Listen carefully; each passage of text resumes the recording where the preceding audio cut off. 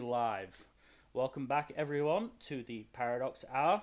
Uh, this week we are discussing the winter anime season again. This is the 3 plus episode check in. 3 plus being because most of these anime have more than 3 episodes out. Yeah. But we had to wait Quite a few until of them. Everything. we had to wait until everything had 3 episodes out. Like Doctor Stone came out late. So, Yeah. but I am Mel. your resident Brit Am Mill. I? Yes, we are. I am joined by Jack up in the top right. Mill, are we live? We should It be, doesn't yes. say we're live on here. Refresh. I did. Refresh again. Let me go and check. Let me go and check. Now we're live. Okay. Okay, everything's all squared away. Yeah, we are definitely live. OBS wouldn't lie to me on 2 different things, so we are definitely live. So yes, we have Jack up in the top right, Hello there. and we have Coney down in the bottom right. Hello. Just to make you aware, we will not be covering all the shows that we covered for the premiere stream because we dropped some of them, like after Yeah. that first episode. Let me see if I can try and remember Yeah. what Some we of them just dropped. couldn't be bothered. We dropped Geki Doll. Nobody could be bothered to keep up with that. No one. I don't think. A lot of people watching Deki Doll. I think we Redo dropped obviously. Redo Yeah. of Healer obviously. For we obvious reasons. we were never gonna cover that anyway. We don't want to give it attention. Yeah. So that's the last time you'll be hearing that Pretty name. much. Yeah, pretty much. I Star Chew and We Idols both also- got dropped because nobody gave a shit. Yeah, we Uh, dropped basically all but one of the idol shows. And Yeah. we will not be covering Vlad Love today because it hasn't had That's more than the one episode. out. Yeah. It only has one episode, and they're apparently releasing it on Valentine's Day, and I don't know how they're gonna release it. So I've just been holding off on that one until they actually Yeah. release it. It might Yeah. just be a whole binge thing. They've been very quiet on the news about it. So Yeah. we know nothing. We know So about So as I much am as you do. very interested in it. But so yeah. So we won't be covering that today. When we do our, are we doing a mid-season check-in or? We are. Yeah. We are in Yeah. 3 weeks or okay, so. that sounds nice. We might be able to cover at least some of it for the mid-season check-in, but for today, we got nothing for it other than what we already said in the premiere.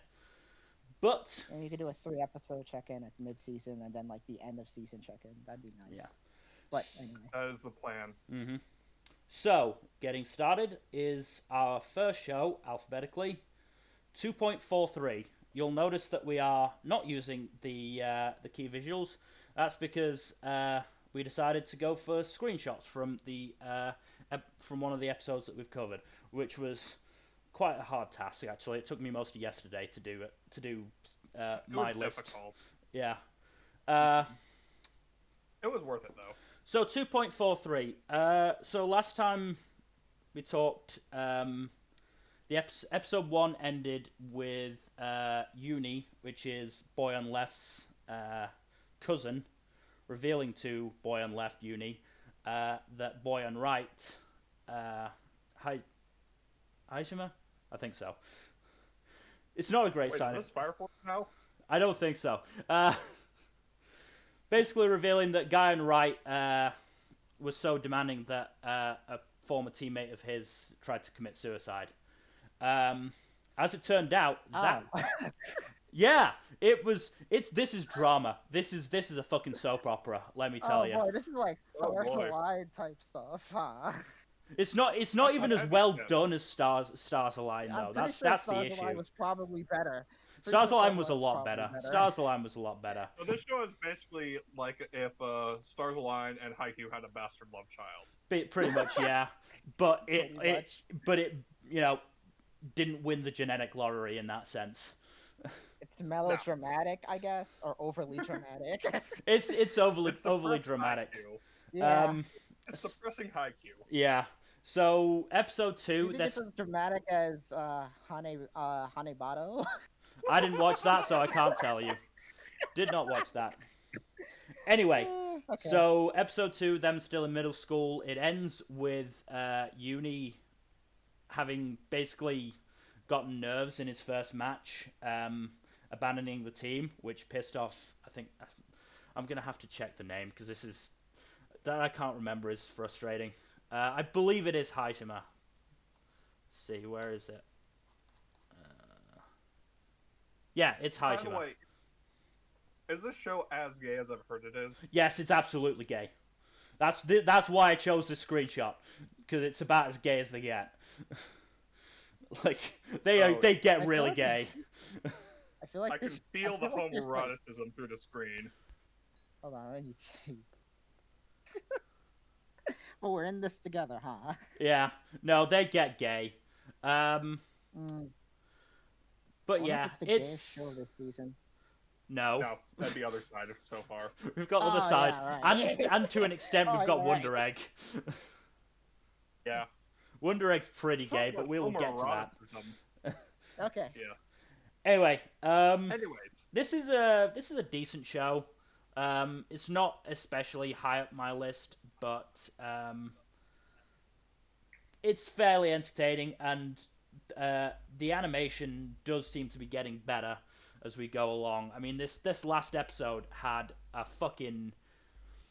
I would say it was probably actually on its own. It was probably better The actual, well, no, one part of it, which was the ball compression as it hit the court.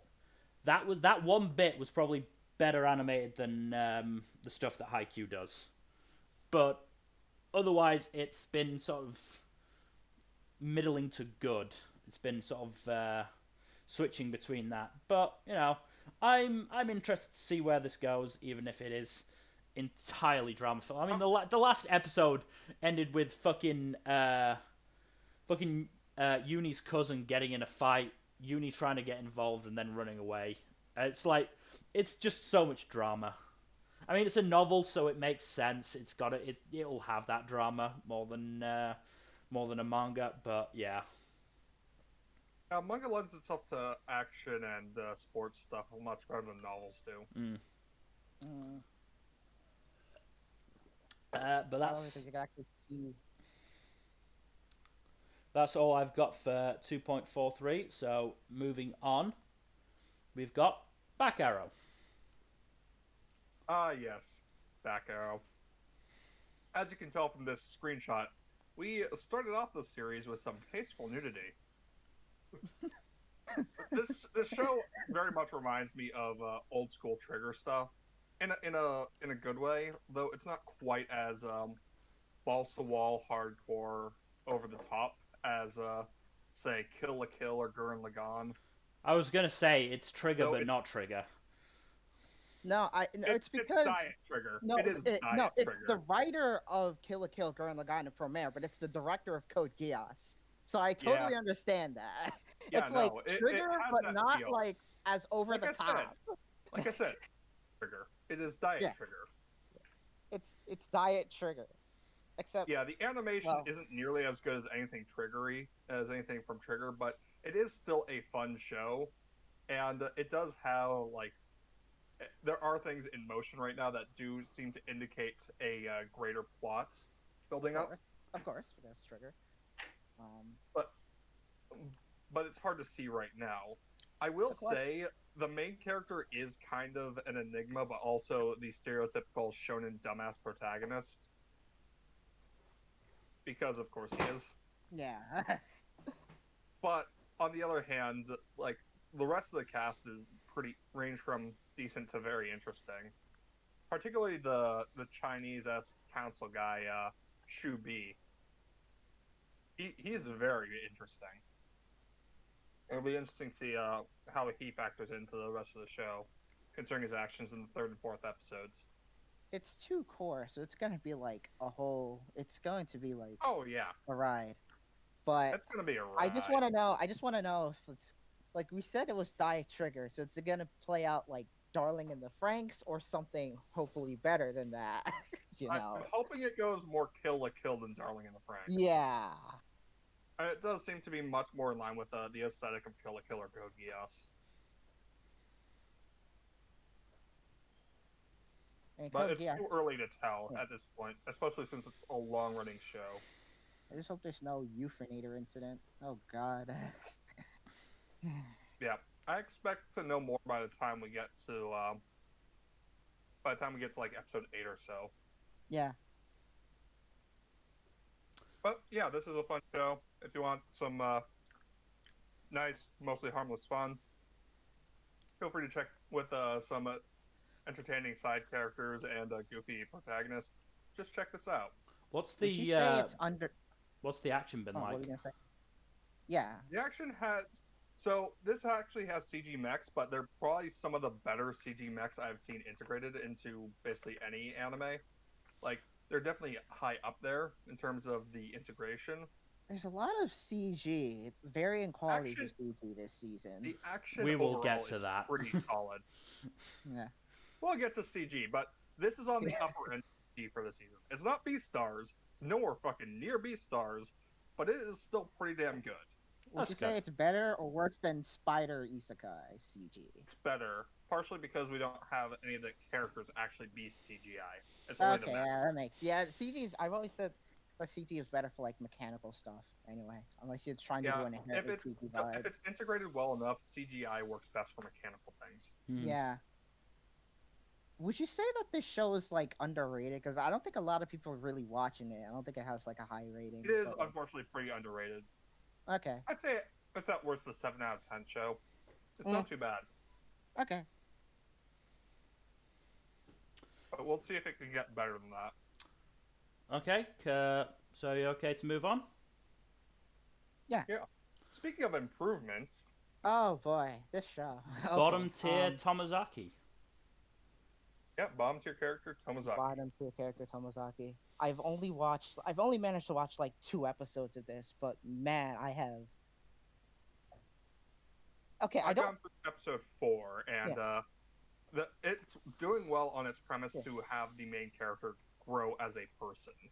Yeah, He has improved remarkably in just the first few episodes, and Yeah, it's very nice to see his growth. the thing about Tomozaki for me was that I'm acting like I'm acting like I don't like it, but instead it's like I really really want to like this show because from what I've seen, it's like how do I explain this? From what I've seen, it was like, oh, this is a show that's totally for me, and I'm like, okay, this could be one of the best shows of the season in my opinion. But like after watching even after watching episode 1, in which the dialogue was like holy shit, it was super, in which the dialogue was like really over the top, like Yeah, the bad and cringy. It was like I dialogue- was like I really liked what they were trying to do with it. And then I watched the second episode and it was immediately improving. I'm like, okay, so it's not. I'm like, Tomozaki's not going to be the only thing that's going to have to improve. This show's going to have to improve along with it, and apparently that's been the case. A lot Yeah. of people are turning around on it. A lot of people are saying it's one of the better. It's becoming one of the better shows this season, which I'm happy about because I'm like, I really, really have high hopes for this show. of the 15 new shows I am watching this season, I would put this at number 6 to put that in perspective. Yeah, there's definitely shows that started off better off the gate. We'll get to those, but like, Yeah. I'm just happy that it's actually improving because I think it could be. I said it could rival Horimiya, but I'm like, It's I not really going to do rival mean it. Horimiya, It probably but won't, we'll get to but I that. really do mean it. That's just like how much hope I have in it. I mean, think it's it can this. be really will, good. at the very least, it will definitely get up there with some of the better shows of Yeah. the season because it has It been might improving be. as it's gone along. I mean, this very It much might seems be- like the bench show. I can't remember what the fuck it's called. The one with the bench as the villain, basically, Oh, Oh, Ordeski. or Although that one Orisuke. started off well, this and then is I far heard it less fell off over mean-spirited. time. this is far less mean-spirited than Orisuke. Yeah. I heard that one started off well and then just got like fell off over time. Though that was fall You will hear 2019. basically opposite opinions of. You will hear opposite opinions on Orisuke. Or either it got better as it went on, or it got worse as it went on, and Yeah. there's basically no middle ground. There's but one of this- the It is That- getting and I've heard the light novels get progressively better as well. Yeah, I've heard like it's really after like volume 1 and it just gets better, even better from here. So I'm very hopeful for that. I really want to watch more of it. I just like, man, I've never had stronger feelings towards an anime since I don't know. I don't remember the last time I've had such strong feelings towards an anime. But I mean, it helps that Tomozaki is a pretty damn relatable character. yeah, I like Tomozaki. I think he's like an example of how you do like a flawed protagonist who improves. I think he's the best version of that this season compared to We have someone two else. other examples to compare that to. Yeah, And, compared we'll get to other those examples, later down the list. which I'll talk about later. From what Yeah. I hear, which I'll talk about later, because we have them on this here. But I think he's the best example of this season. That might be an unpopular opinion, but oh well. I think. Well, we'll get to them when we get to them. Yeah, we'll get to them when we get to them. I'm just happy that the show's improving because like I really think this could be really good. It could be like Yeah. a dark horse contender for animated season. Although personally, I'd say that as of right now, I'd save that for the side picnic. But again, we'll get to that. I'm just all over the place about this show, and I just want to watch more of it. I gotta prepare myself. So Mm-hmm. Okay, so move on. Yep. Let's move on to. Cells at Cells at Work Work season Season 2. Ah, the platelets. I love the platelets. yeah, that's the first thing you guys said. I mean, it's that screenshot for a reason. yeah. Yeah. I still remember the That's fan right, art. that's I still remember the fan art somebody did of Uraraka as a platelet, and it's still adorable. Oh, that was a That's thing. perfect. Oh, I need to see that one day. I believe Okay. I've got it bookmarked. So, Jack, while you talk, I'll go find it. All right, so this season, at least at the start, was a lot less focused on red and white blood cell, and it focused more on the side characters.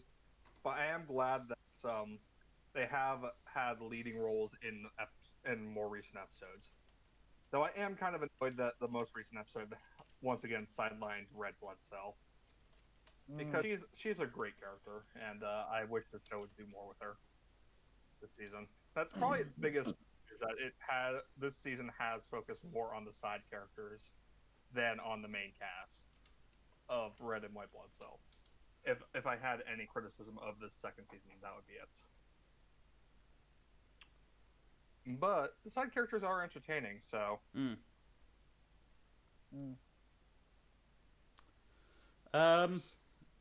I mean, is there much more to say? I mean, it seems like it's just sort of more of the same thing it's a from season 1. sequel.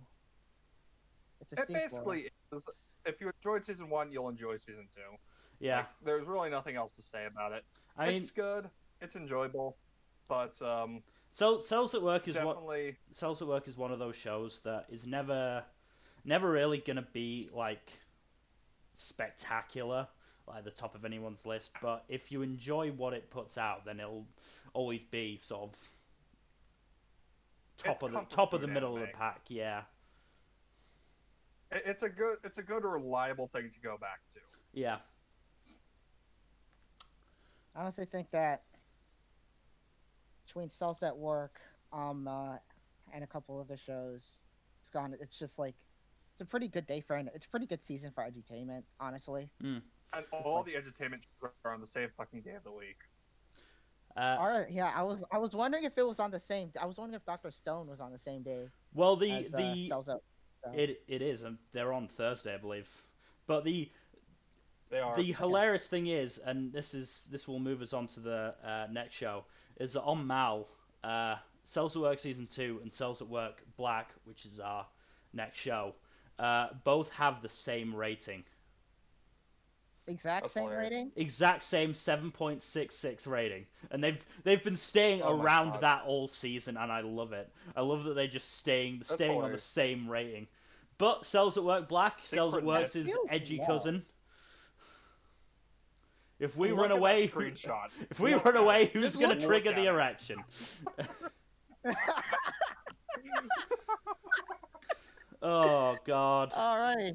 I Come on, mean- the entire erection episode was hilarious. Yeah, like just the fact they were getting so fucking like serious and dramatic over popping a boner was pretty good. You thought Golden Convoy was the only show where the word boner would be funny. God. Episode 3 was just a masterpiece of satire, I will say. I mean, I'm not sure how long I'm gonna last with it because it's got the same problems as Cells at Work, the normal edition, in that it is sort of, it can get sort of samey and boring after a while if you don't enjoy it. It's not strictly episodic. It's to not the same degree that. It's not. But the other issue is just plain depressing. Oh yeah, no, it is fucking dark. That's kind of like the point. Immediately after the funny erection episode, there is a very dark episode where white blood cells get slaughtered by gonorrhea. Yeah. Oh shit. Yeah, that's the thing. I was hoping for funny episodes like the erection more often than not. I got depressing episodes. No, it's just like Cells at Work Black, as in Cells at Work Black Company, and you know, it's like... I know. I understand like the title and you know what it's supposed to be about, but it's just like you know, if you knew that, it's gonna be depressing as shit. That's like real world depressing. I mean, now that I've watched the erection episode, I could probably drop it and be happy. I just wanted to get to the erection because it is just. I've heard a lot of fun things about that one. It is my favorite episode of the series so far. It is hilarious. But yeah, if we have nothing else to say about this one, I think having like a darker take on it allows it to explore stuff that I don't think one would do in the original series, like the erection episode, absolutely. for example. Absolutely. Like the reason this was created was because they could not get away with this in the original Cells at Work. You really can't. And to put it into perspective, the original Cells at Work is the manga is published in a shonen anthology magazine. This is published in a seinen, so this is aimed at an adult audience. Yeah. You could tell. Yo, you absolutely very can much tell. Yeah. I mean, you have even just the white blood cell designs are pretty much like, oh yeah. Oh yeah. Oh boy. Just like one look at the white. Speaking of erections. Oh. Sorry, had to. Who's watching the next one? That would only be Mill. Okay. Oh, watching the next one. So we're moving on? Yeah. Okay, to Dr. Ramune. Mysterious disease specialist.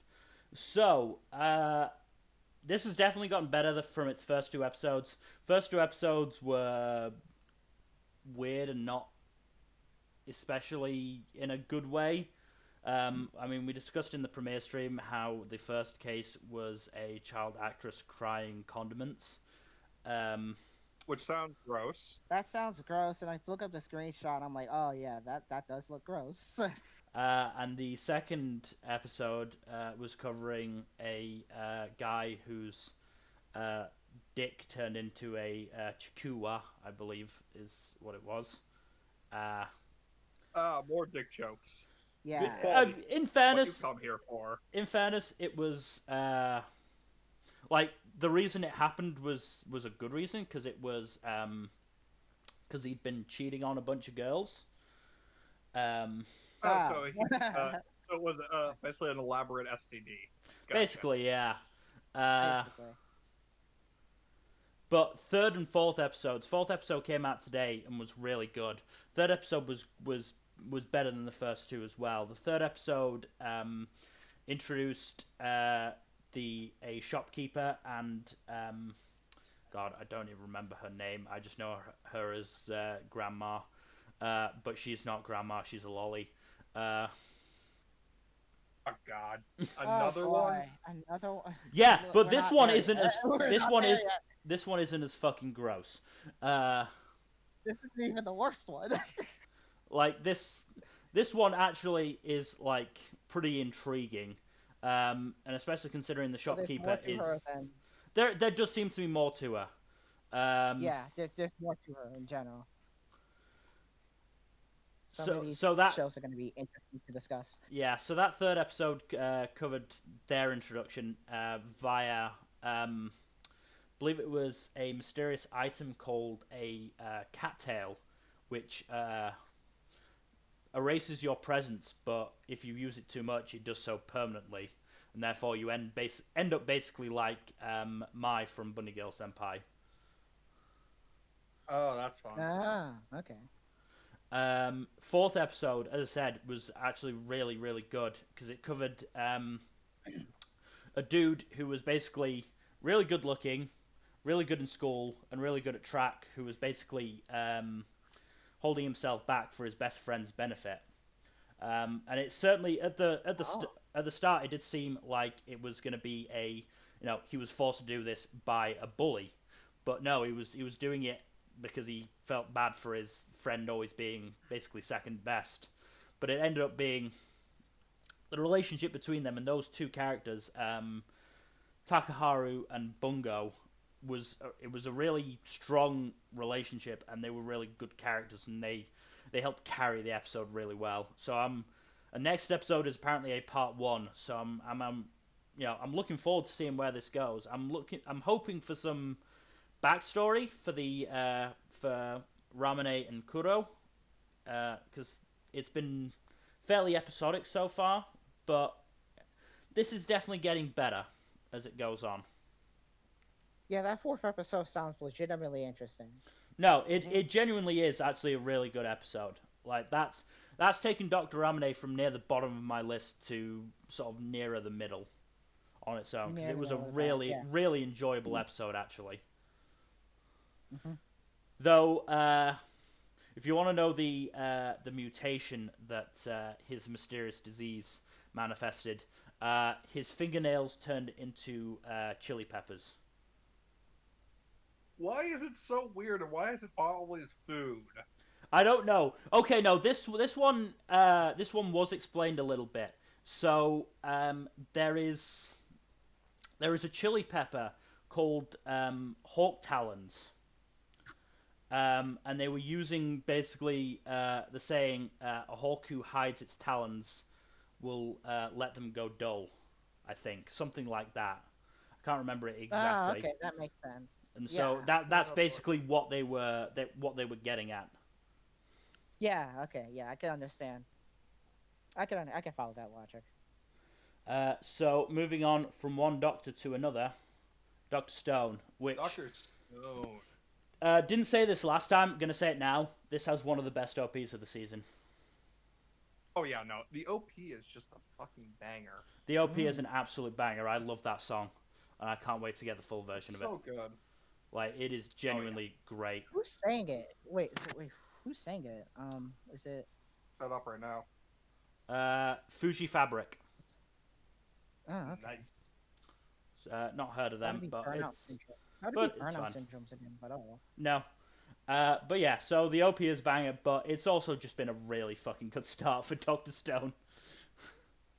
Yeah, it starts off a tad slow in the first episode, but then it just really picks up steam after that. Yeah.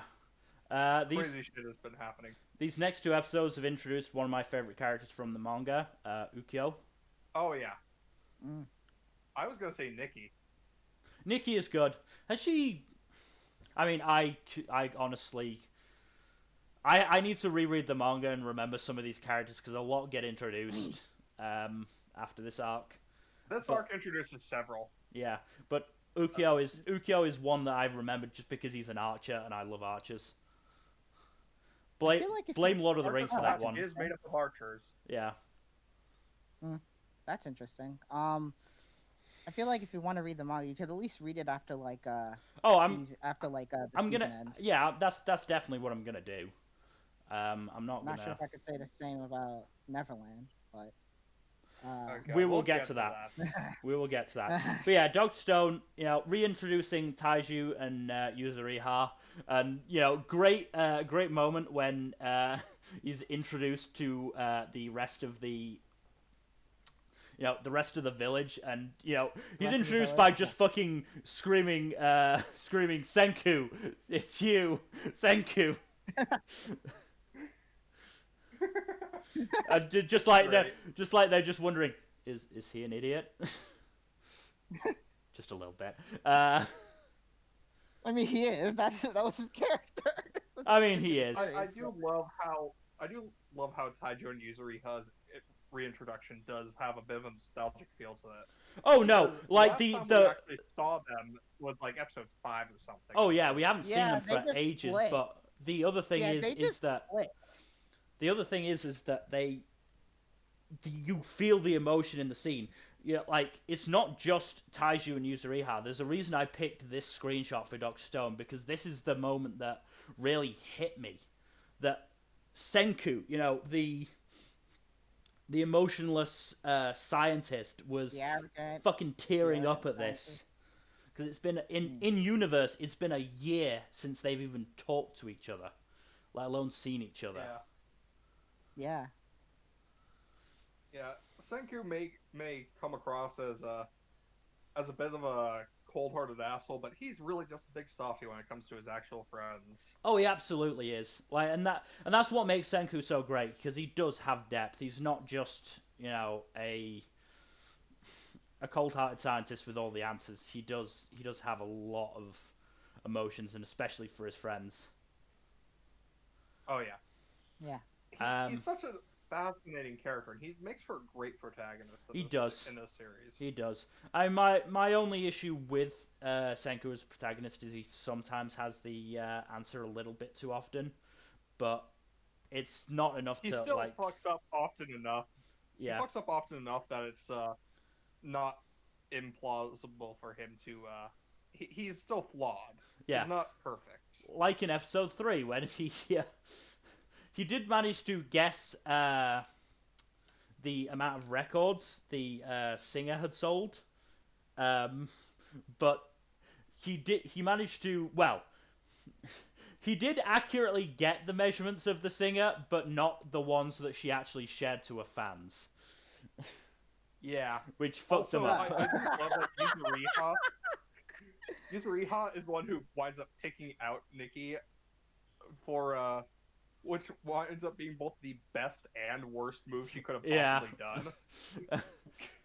Simultaneously. Like the other option for the Dog Stone screenshot was the fucking shot of Gen and Senku just reacting to the fact that she's a fan and just like, oh no. Oh no. The whole sequence was a great balance of hilarity and tension. And emotion, and it worked really well. Mm-hmm. Dr. Stone is just really fucking honestly good. one of the more interesting Shonen Jump manga. Honestly, one of the more interesting Shonen Jump manga in the past couple years. The other thing we've got to remember is that Magna and Chrome charged Ukyo to let Gen get away. We don't know what happened to them. No.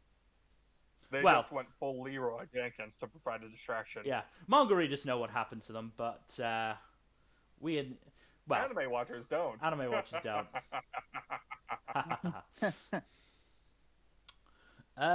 But unless you guys have anything else to say about Dust Stone, I think we can move on. Oh, to the greatest masterpiece this world has ever seen. Yes, indeedy. Exam. Yeah. Oh my god. This show is so fucking bad. You have no idea how bad the show is. So I'm not sure how well. So this is from episodes 2 and 3. I've put together a list of all the terribleness of this show. So. Oh god. A character model mid-scene increased in definition. So during the scene, there were two models on screen.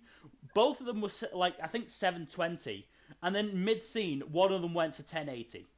Like clearly, like very obviously. Oh god.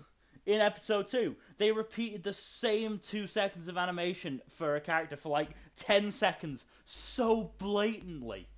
like, I don't mind when shows use the same animation, because it's unavoidable for some shows. But when you do it so blatantly like that, it's just so obvious. The next one, I actually have an example. Look at this model. This is a 2D model, and look how jankily it moves. Look at it. What the fuck? What the fuck? They don't know how to animate. Which brings me to my next point. They clearly just didn't want to make 3D models for any characters that didn't have like more than a couple of scenes. So they keep pasting 2D models on 3D backgrounds. And it's so terrible because it's so clearly not the same art style. In episode 3, they had a missile phase through a car and then explode. Like, it didn't go under the car, it went through the car. Not in a way like it like drove into the car and then exploded. No, it just went through the car and then exploded underneath it. They just didn't track the missile properly. Then there was a bit where as a character was running in the background, a car literally started glitching. Like, it started, like, I don't know how to describe it. It was glitching. That's all I can say. Like, it was... It's just... Oh, my God. I've got another example for the next point. Keep an eye on the stock and sight of that gun. It disappears mid-scene! It disappears mid-scene! How did they do this so badly? How? The next one is the screenshot.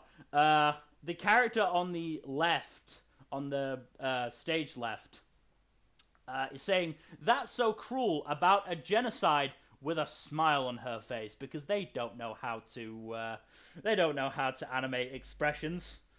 So what you're saying is that this is anime of the season. It is anime of the season. There are some comedy anime I haven't gotten as much laughter out of than X-Arm. Like, this is fucking hilarious how bad it is. Like, they got accused of homophobia because they censored 2 girls kissing because they didn't know how to animate kissing. No fucking joke. No fucking joke. They just didn't know how to animate it. I heard that. They're just so bad. Have you ever made a show so badly you accidentally be homophobic? It's just so terrible, and I love it to bits. Like, in terms of competency, this is a flat 0. This is the worst show I've ever watched in terms of actual, like, competency. Because it's not just the animation. The characters are not good. The plot is not good. I admit that I'm not paying the massive amount of attention to the plot because I'm paying more attention to seeing when the animation fucks up. But it's still not good. But this is definitely something you would do an MST3K style group watch of. I mean, I'm not even doing that. I'm just enjoying watching this on my own and then just talking about it in the Discord. Just taking videos of the terrible, terrible parts of it. It's just so fucking bad. It's just so bad, and I absolutely adore it, because in terms of actual enjoyment, this is a 4 out of 5. Like, yeah, that sounds about right. This is a fucking... This isn't even bottom of my list. This is about midway up my list just because of how hilarious it is to watch this and see how bad it is. Because I genuinely can't get over just how fucking terrible this is. How was this made? Watching a train wreck. Like, made by people who never had experience in anime before. It's not even watching a train wreck. It's like watching like an invention that's clearly not going to work, like a flying machine that's clearly not going to work, try and take off and just crash into a wall time and time again. Like, you know it's not going to work and you just want to watch because it's too hilarious to turn away from. Like, to be fair, during the first part of episode 3, I did wonder if this was gonna stop, like, being entertaining. But then in the second part of episode 3, they did the fucking the fucking stock and sight disappearing and the car glitching, and it was just like, nope, this is still bad. This is still good bad. God. Oh god, this is so terrible. I love it. Oh god, it's got a fucking 2.24 rating on Mal. Oh Jesus. I think it has like a 21 or 22% on AniList. I'm like, I've never seen anything this low. I wouldn't be surprised. It's so bad. Well, while Mill is having an existential breakdown, let's talk about the next show on the list. Okay. Heaven's Design Team. Oh, this man. is just Yeah, as fun. This is just as fun. This is just a fun show. I love This it. is a great show. This This is show a is fun show. like every single segment has been on point in some way, shape, or form. Before we might get be into that, I just want to say I do have one negative, and it's come from the most recent episode. I don't like that they changed the names. Oh, They changed that the was name? actually that was basically the original localization, named them after the planets. Yeah, And, but The it just subtitles doesn't. originally had them using the Japanese names, and then they switched to the localization names. Yeah, and Ah, it just doesn't fit because you can hear them. Really? You can hear them on. say the Japanese names, and we've gotten used to the Japanese names. So I it's got used to it. I wrote about the Japanese names. Oh my god, I wrote them with Japanese names. yeah, no, It's a minor, more of a subtitle thing than an actual quality. Of the yeah, anime. it's not like Yeah. it's not a massive complaint. I'm just saying it's pretty much the one negative I have for this show because otherwise it's fucking fun as hell. What's your Oh, yeah. favorite segment so far? the panda one. Oh yeah. The Oh. panda one was good. I like the one with the kid, like where they It fucking was also fun.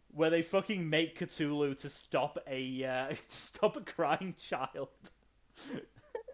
And then the child made some eldritch abomination in the workshop, and they had to create an elephant just to get the sketch from in there without encountering it. The most interesting one for me was the unicorn segment. I didn't really like the unicorn guy. I mean, I didn't really like the horse guy at first, but it was so interesting seeing like why unicorns wouldn't work in real life.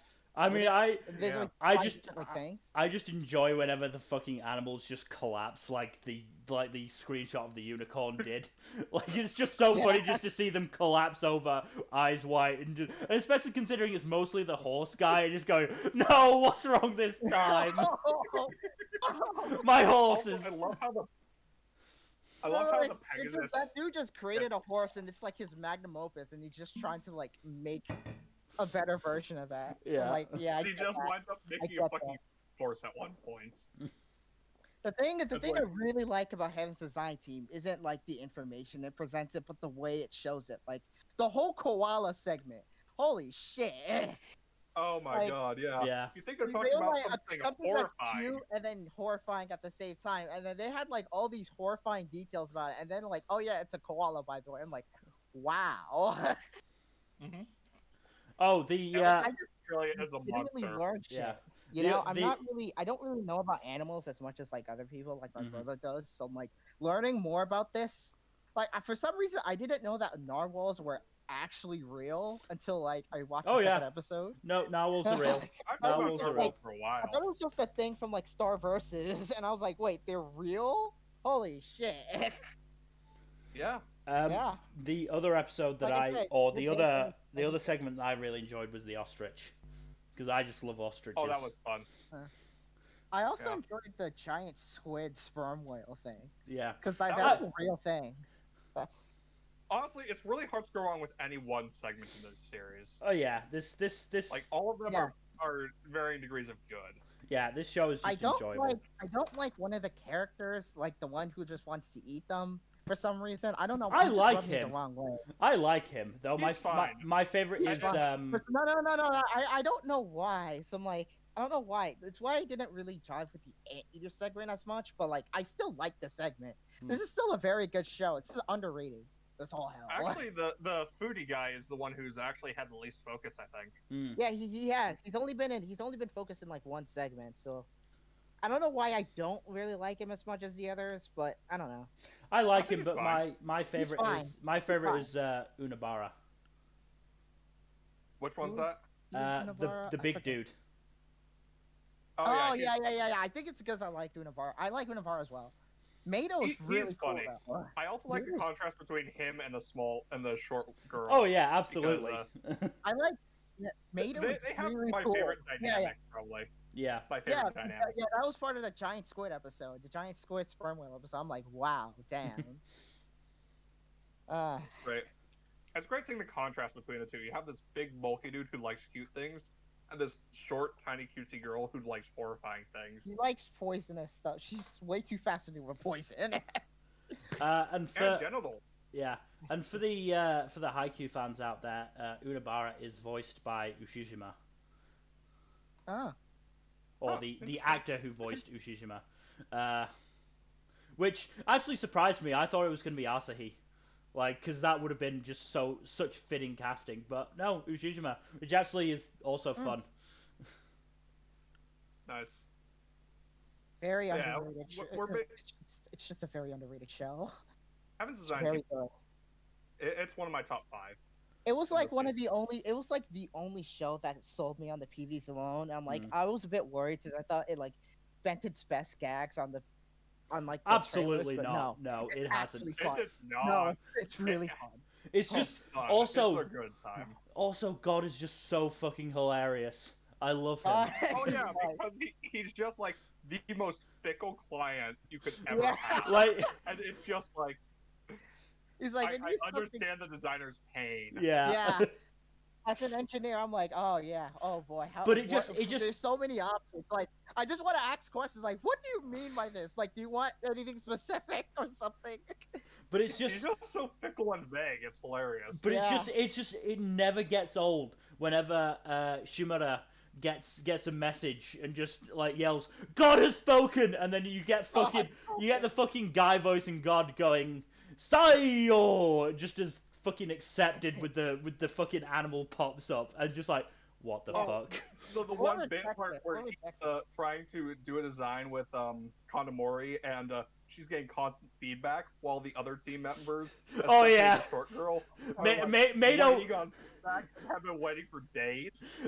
like Mado thought that the order needed to be like done really quickly, so worked like 2 days straight not sleeping, and then didn't get feedback for a week, and then Kanamori just gets feedback after feedback, and Mado is just like, that motherfucker. What? She just gets more and more perturbed with each instance of feedback. happening. Yeah, it's just fucking fantastic. Oh, and then the fucking zebra segment. Oh yeah, that was also the panda. Oh yeah. Now I Oh. remember. Yeah. Love that segment. It's so fun.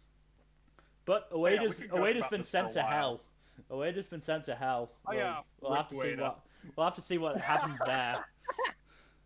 Oh boy. Yeah, that was I just think such I'll a show up. hilariously dark way to end the segment on, and I just laughed at it so much. Okay. Anyway, we should move on to a show that's, let's be honest, not as good.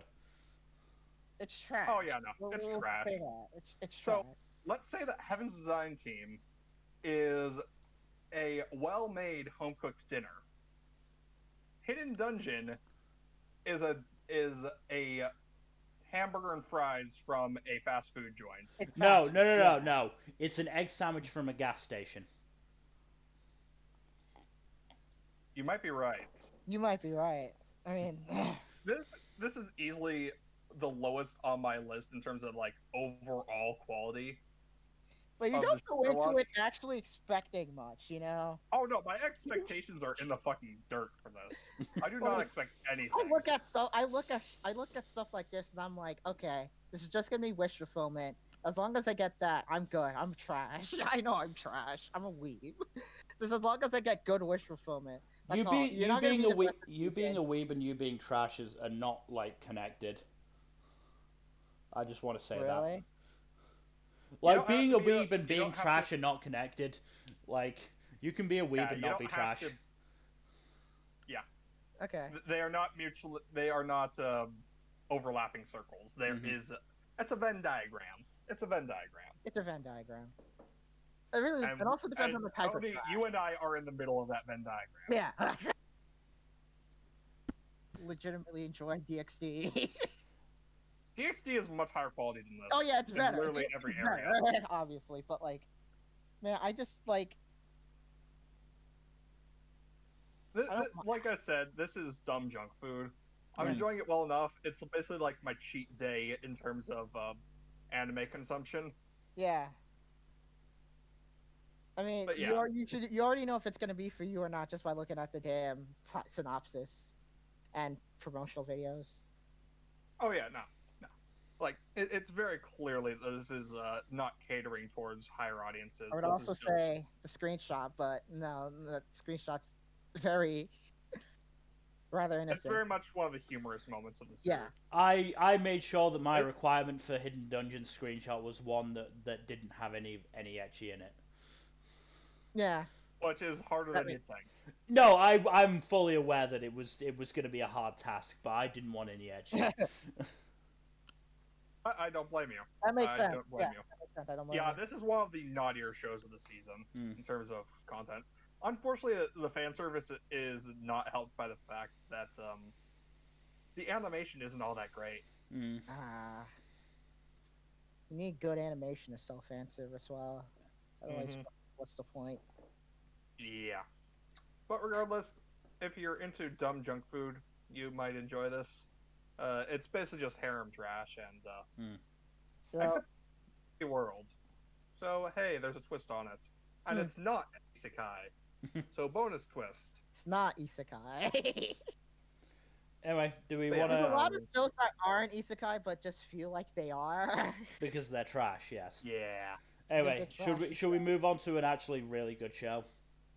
Yeah, we're gonna go from the near bottom of the barrel to Top of the the list. obvious front runner for anime this season. The obvious Horimiya. front runner for anime. Horimiya. Not gonna lie, I Horimiya fucking is- love this show. Like This is easily one of my favorites. it's really good. It's so fucking good. This I haven't this even watched the anime, but I know the manga. It's just like, oh man, I'm happy that I can like actually talk about Horimiya now because it's so good. It's like, yeah. But even better, the fucking main couple aren't like hanging around just tiptoeing around each other. These fuckers have said "I love They're- you" 3 times in 2 episodes. yeah, there's Yeah. actual progress. That's like one of the. It's like it's still one of the best manga I've read because like all these actual meaningful progress that happens. Fucking Yeah. Miyamura Not just said talking about for 8 episodes.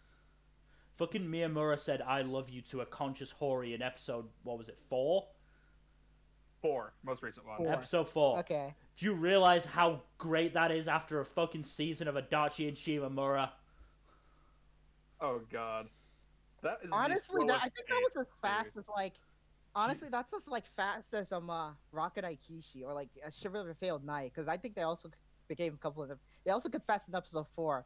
Except Horimiya's like without any of the baggage that comes from being a Magic High School anime. It's just a regular ass rom-com with good characters. Really Yeah, fucking no, good but- characters. Like Good. Some I people love might- all of the characters introduced so far. Some people might not like it as much as like I know some people who might not like it as much as like last season had Tony Kara or even Tomozaki, but like it's still really good. It's still like even then, it's Honestly, still really good. Horimiya is also helped by just having really good animation Mm. Yeah, it's got a really good across the production. board. It's probably like the best. Would you say it's the best rom-com since Kaguya? I'd say this is better. Probably. Than, I'd say this is better than Kaguya. I think it rivals That Kaguya. that I honestly. think would be a matter of opinion, but this is Hmm. definitely. It's a in the matter same- of Oh, it opinion. absolutely some people is.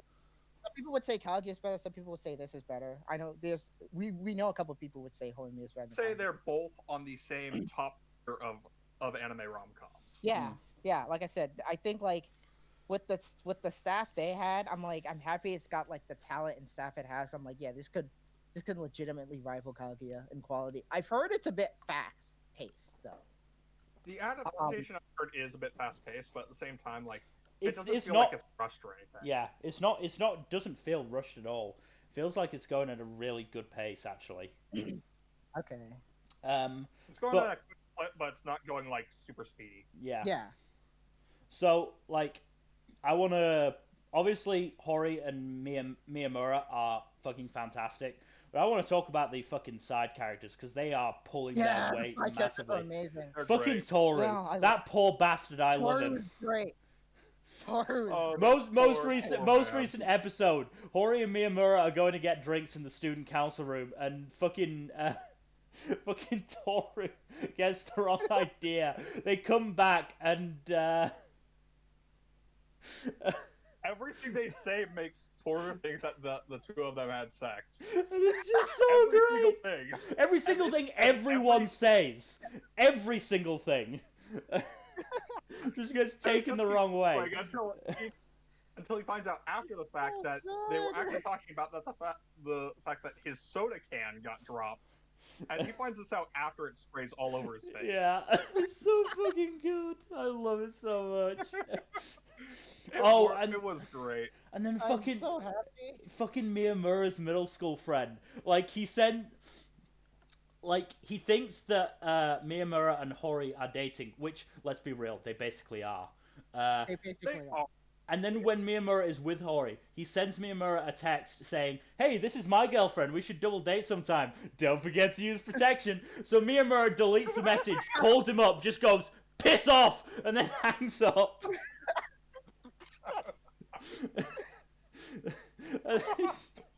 They're so good. Holy shit. The chemistry. Just like I love all of these dumbasses. They Yeah, I are- do. yeah. a truly good rom-com has a great supporting cast, and Horimiya has like one of the best supporting casts I've ever Oh, seen. yeah. and then the fucking then when they're talking in the student council room while Hori and Miyamura are away, like they mention that Toru has/had a crush on Hori, and the student council president goes, "If you want to go out with Hori, you have to be a masochist." And it's just like, I'm just like, okay. I didn't expect Okay. that. Oh, and then But you like. know in like from episode 2 that Hori basically was like a really nasty bully to It wasn't the even student bully. council It was just president when they were like harsh teasing. I wouldn't even say it was really I bet, bullying. It was just she was a little Would it be shit. like? Would it she be was a like, little shit. would it- She was- yeah, would it be like Takagi, Uzaki, or Nagatoro tier? Like one of those. I would- between Takagi and Uzaki. Yeah, I'd Okay. say. I would say leaning closer to Takagi. But Okay. the other thing is that fucking Hori gets Miyamura and Toru some ice cream, but one of them is like a melon pop, which I assume Toru is allergic to. So they just fucking Shanghai the student council president into eating the melon pop, and then like he says, "Oh, if you want to cool down because it's like that." The height of summer, you can use the student council room. It's got AC. Cool. Next scene, everyone is there. And it's like they brought friends. Everyone is here. They brought Everyone friends. is What the hell? Like, because he made this offer to just Miyamura and Toru, and then suddenly it's Miyamura, Toru, Hori, and Yoshikawa. I think is her name. I think it's Ishikawa. No, that's Yeah, it's Toru. Ishikawa. Toru is Ishikawa. Oh. I I'm think f- it's Yoshikawa then. Yeah, Hold on, give me a Yoshikawa. minute. It's Yoshi something. I know that much. Yoshikawa. Yeah, Yuki Yeah. Yoshikawa. Yeah. And it's just so fucking hilarious just seeing his reaction, just like, they did take my offer, and they brought more people. What the hell? I didn't ask for this. But what episode 4 also does really well is it gets into Hori's issues and Hori's abandonment issues. Because Oh, while her No, mother hasn't, fully abandoned her, she is away a lot for work, and it has definitely affected Hori. Mhm. And it's just done so well and so. And again, just the chemistry between Hori and Miyamura is perfect. It really is. It's It great. is a thing of beauty. I am honestly so glad it's got an anime adaptation so that other people. And I'm Shogun is as I'm good so as it glad I looks, too. watched this. I was slightly torn on watching this, and I'm so glad I'd made the I decision to. was hyping this one up because I have read the manga and it's like still one of the best rom-coms I've read. So I was hyping it up, and like I know that a lot of things I hype up tend to like not like stick the land, tend to like not stick the land. I'm just glad it's as good as it Mm. is, you know. Yeah. Yeah. I mean, we still have it's and we still have a couple of characters still to be introduced as well. Yeah, yeah, from the poster. 13 episodes. Let's Oh see. We only man. have yeah, just two more from the poster. I Mm. think we've seen them a couple times in the background, but they haven't been like formally We've introduced yet. seen Greenhead guy at the bottom left. In episode 4, actually, he gave Toru a CD. Mm. I think his name is Right, I Shu remember. or Show or something like that. He was probably gonna come a bit more later. The other hilarious thing that I'm glad is still going is that there is still I'm sure there is still some wonderment in the school's population about whether Toru and Miyamura are like going out or like one of them has a crush on the other, because like it's just Oh yeah. like fucking Toru confesses to Hori, and then the next day, like, runs straight up to Miyamura and crying about it, and just everyone's like, "Is this a confession?" it's just, it's just so That's fucking great. hilarious. And then they have a fucking fight, like, but it's like Oh yeah, the fight was funny too. like it starts off like it's gonna be like play for drama, but no, it's played entirely for laughs, and it's fantastic. Like there's no tension between them. Mostly because Miyamura just kicks Toru's ass. Miyamura does just fucking beat the shit out of Toru. The poor guy. Oh yeah. This is like one of the best examples of like Hori and Miyamura are like one of the best examples of like the popular girl and like a gloomy isolated boy trope I've seen. Yeah, because it's not like a 100% played straight version. There's a lot of nuance and Yeah, subversion there's in there. more to them than that. Yeah. You know. But yeah, overall, Horimiya is just really fucking good. Please watch Horimiya it. is fantastic. Yeah, watch it. It's so fucking the good. obvious front runner for anime of the season among like, and there's some really good anime. There's some really Yeah, good. it is. And this one is still an the easy obvious front front runner. runner. It It's is an still easy the obvious, front runner. like in like many anime circles for a good reason. The only reason But it's yeah, watch the it. only reason it's not top for me is because Jujutsu Kaisen is a thing, and I promised that Yeah. after giving Aizoken top spot in my 2020 list, I did have to give Jujutsu Kaisen top spot in any other list. But also because That makes We'll sense. get to that one as when we'll we get to that one. yeah, as we'll mention, as I'll mention later on, Kemono Jihen is also my kind of thing. So that's Oh man. Oh. that's currently There- top. But we will I get got- to I that got when we shit get to to say that. about We will get to I that got when we shit get to to say that. But we should move on so that we don't spend a half an hour a lot just more gushing time about talking Horimiya. because my Yeah, Hortensia Saga's next. Hortensia Saga. Hortensia. Yeah. AKA one of the ones that has Kenjiro Suda in it, which is why Mill decided not to. Well, It's not the Oh, entire. It's no, not the main reason I dropped it. I wasn't actually feeling that jazzed about it. But yeah, Kenjiro Suda being in it did make my decision easier. That man is your arch enemy, isn't he? he's gonna show up. He's gonna show up in another anime sooner or later. You'll watch. I mean, he's This- already I showing swear up to in God. fucking Scar and the Praetor, but we'll get to that later. You guys talk about Hortensia. Yeah. You guys talk about Hortensia. I haven't watched it. I wasn't planning on watching this. So Yeah, it's okay. The problem with Hortensia Saga is that it's like it's a fantasy series in a landscape that already has some really good fantasy series. Especially like even though it's more like an epic fantasy that's not an isekai, which are both points in its favor. The Yeah, problem it's is like animation isn't all that great, and episode 4 introduced some additional issues that are kind of spoilery, but at the same time like why does the person who transform into a dragon have to be why does she have to be naked when she turns back? That seems excessive and unnecessary. Like stuff like that kind of is Because it Japan. kind of takes you out of it. It kind of takes you out of it. It's overall a decent show, but it's not near the top of my list. It's closer to the middle bottom. Hmm. It's like I said, it's still enjoyable, and if you want some decent, enjoyable fantasy, it's worth checking out at least. But it's probably not going to be anyone's anime of the season, if I'm being frank. Yeah, not much else to talk about. Right, so moving on to Idoli Pride. This one is actually surprisingly a lot better than I thought it would be. I thought I was going to drop it after episode 2, but I'm starting to actually get invested because it actually looks like it's going to be a story that tackles both grief and loss, as well as what happens when a star dies at the peak of their career and leaves just like casts a shadow over everyone else that follows. Okay. Because basically everyone in the cast is either a fan of the deceased idol or knows of her and is trying to live up to her or surpass her.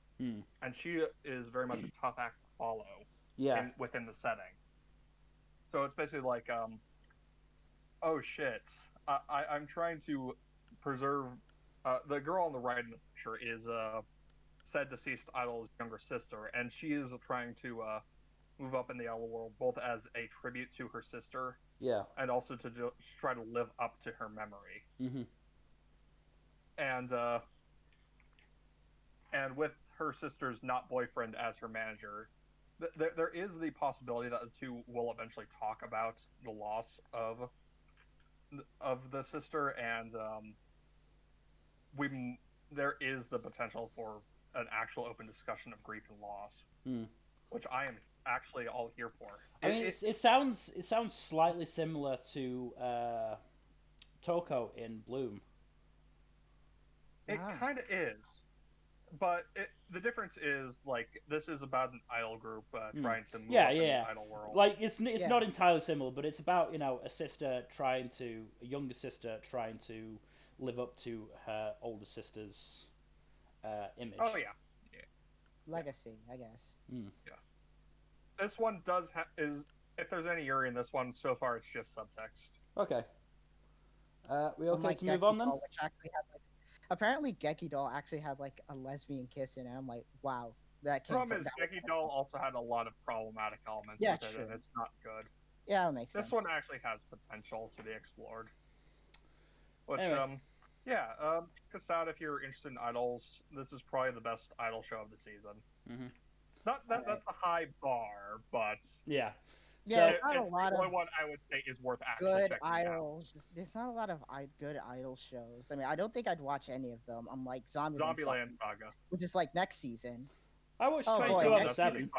Next season's already too stacked for me. I'm like, God, I so many shows I'm planning on watching. 22 over 7 was decent as an idol show. 22-7, yeah, that's what I heard. Anyway. Yeah, and Udo was also decent. Okay, so we're gonna move on. Yeah, we're gonna talk about something very good. Yeah, so up next is Kemono G. Oh, okay. Wait, huh? No, it was Panda. But Panda Janai. This was the surprise I mentioned. I had to put this fucking screenshot in because I just love this. I fucking love Panda. That's great. Panda, great. but Panda is great. Not a panda. So I'll get the actual screenshot up. I just love Panda. He's just so fucking hilarious. Watching him grapple with Mechamaru with his chubby bear body. Just fucking... Oh. I just... fucking body checks Mech... Oh, fucking hip checks him. He does. He fucking... It's just so great. I just love Panda.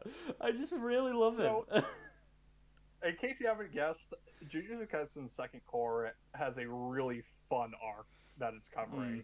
The school exchange events, which is just battle after battle, basically. It's intense action. It's an intense high velocity action with a lot of helping of comedy to keep things light and moving.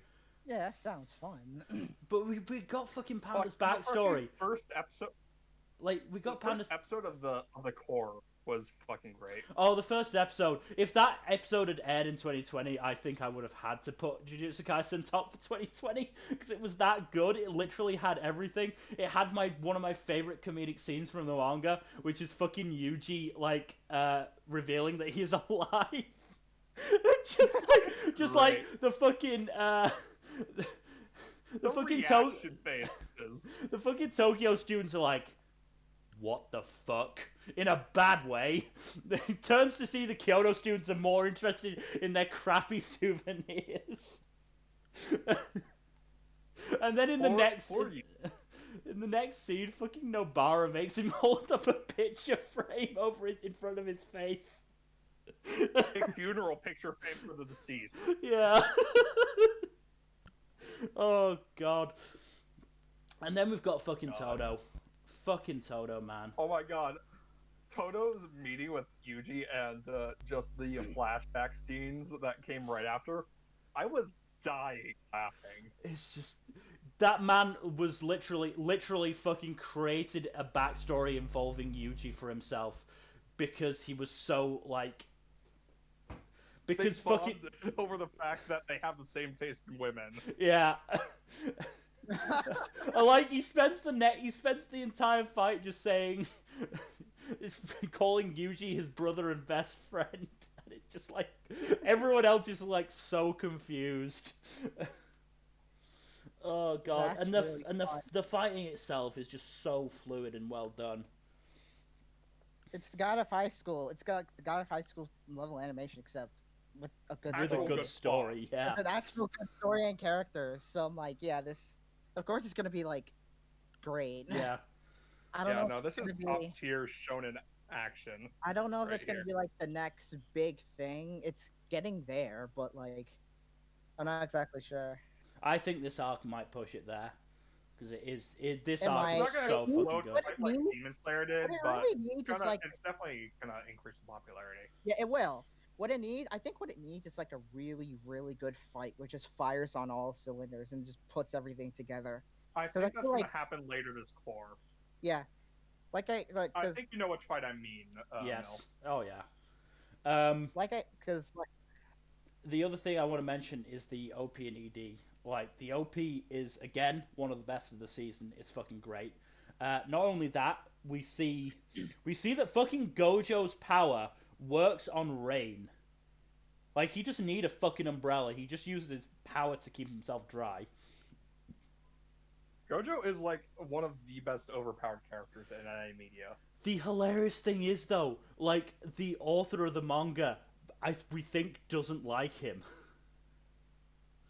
Like, Oh, yeah. or at least jokingly doesn't like him. Because in author's comments, like, he says stuff like, something Satoru Gojo doesn't have. Probably a personality. Or, now that Gojo is...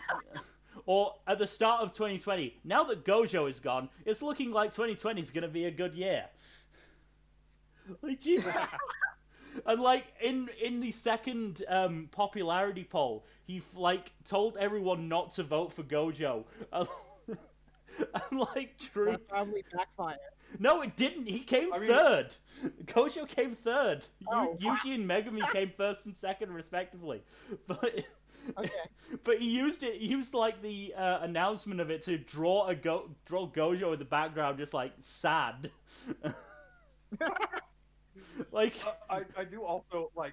Okay, so for One Piece's 1000th chapter, a lot of the manga artists drew like short comics to commemorate it. Yeah. The one that Jujutsu Kaisen's author did had some of the characters some of the main cast dressed as Straw Hats, with Yuji as Luffy, Nobara as Nami, and Megumi as Chopper. And they have a debate over who gets to be captain, and Megumi immediately says, "If I get to be captain, you can punch Gojo whenever you want." Oh god. Oh, and then there's the fucking fact that because of the surprise with Yuji, which I haven't even mentioned one of the parts that I love about it. Like, Gojo convinces Yuji to do this by, like, saying that fucking global warming will be fixed by this. It's just, like... God.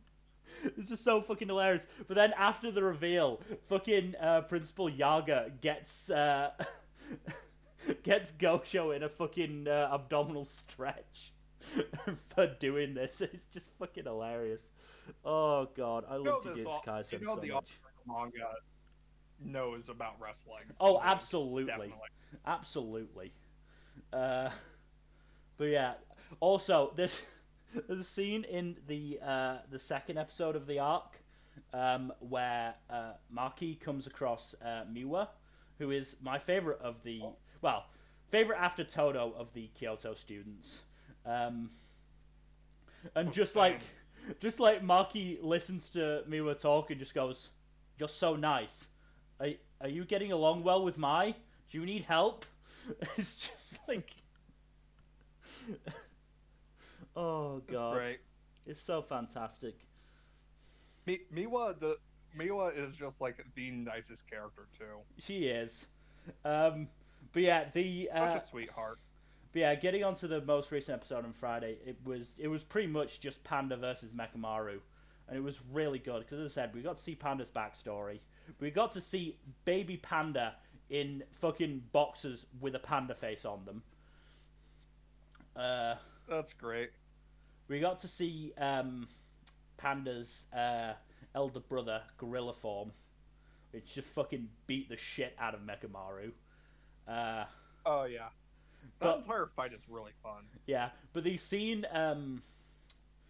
where I got the panda her face from was he was asking Mechamaru what grade he is so that he could decide which he was. He was imagining him somewhere around grade 2, or grade as in the rank of sorcerer. Yeah, I think it was semi grade 2 or something like that. So between grade 3 and 2.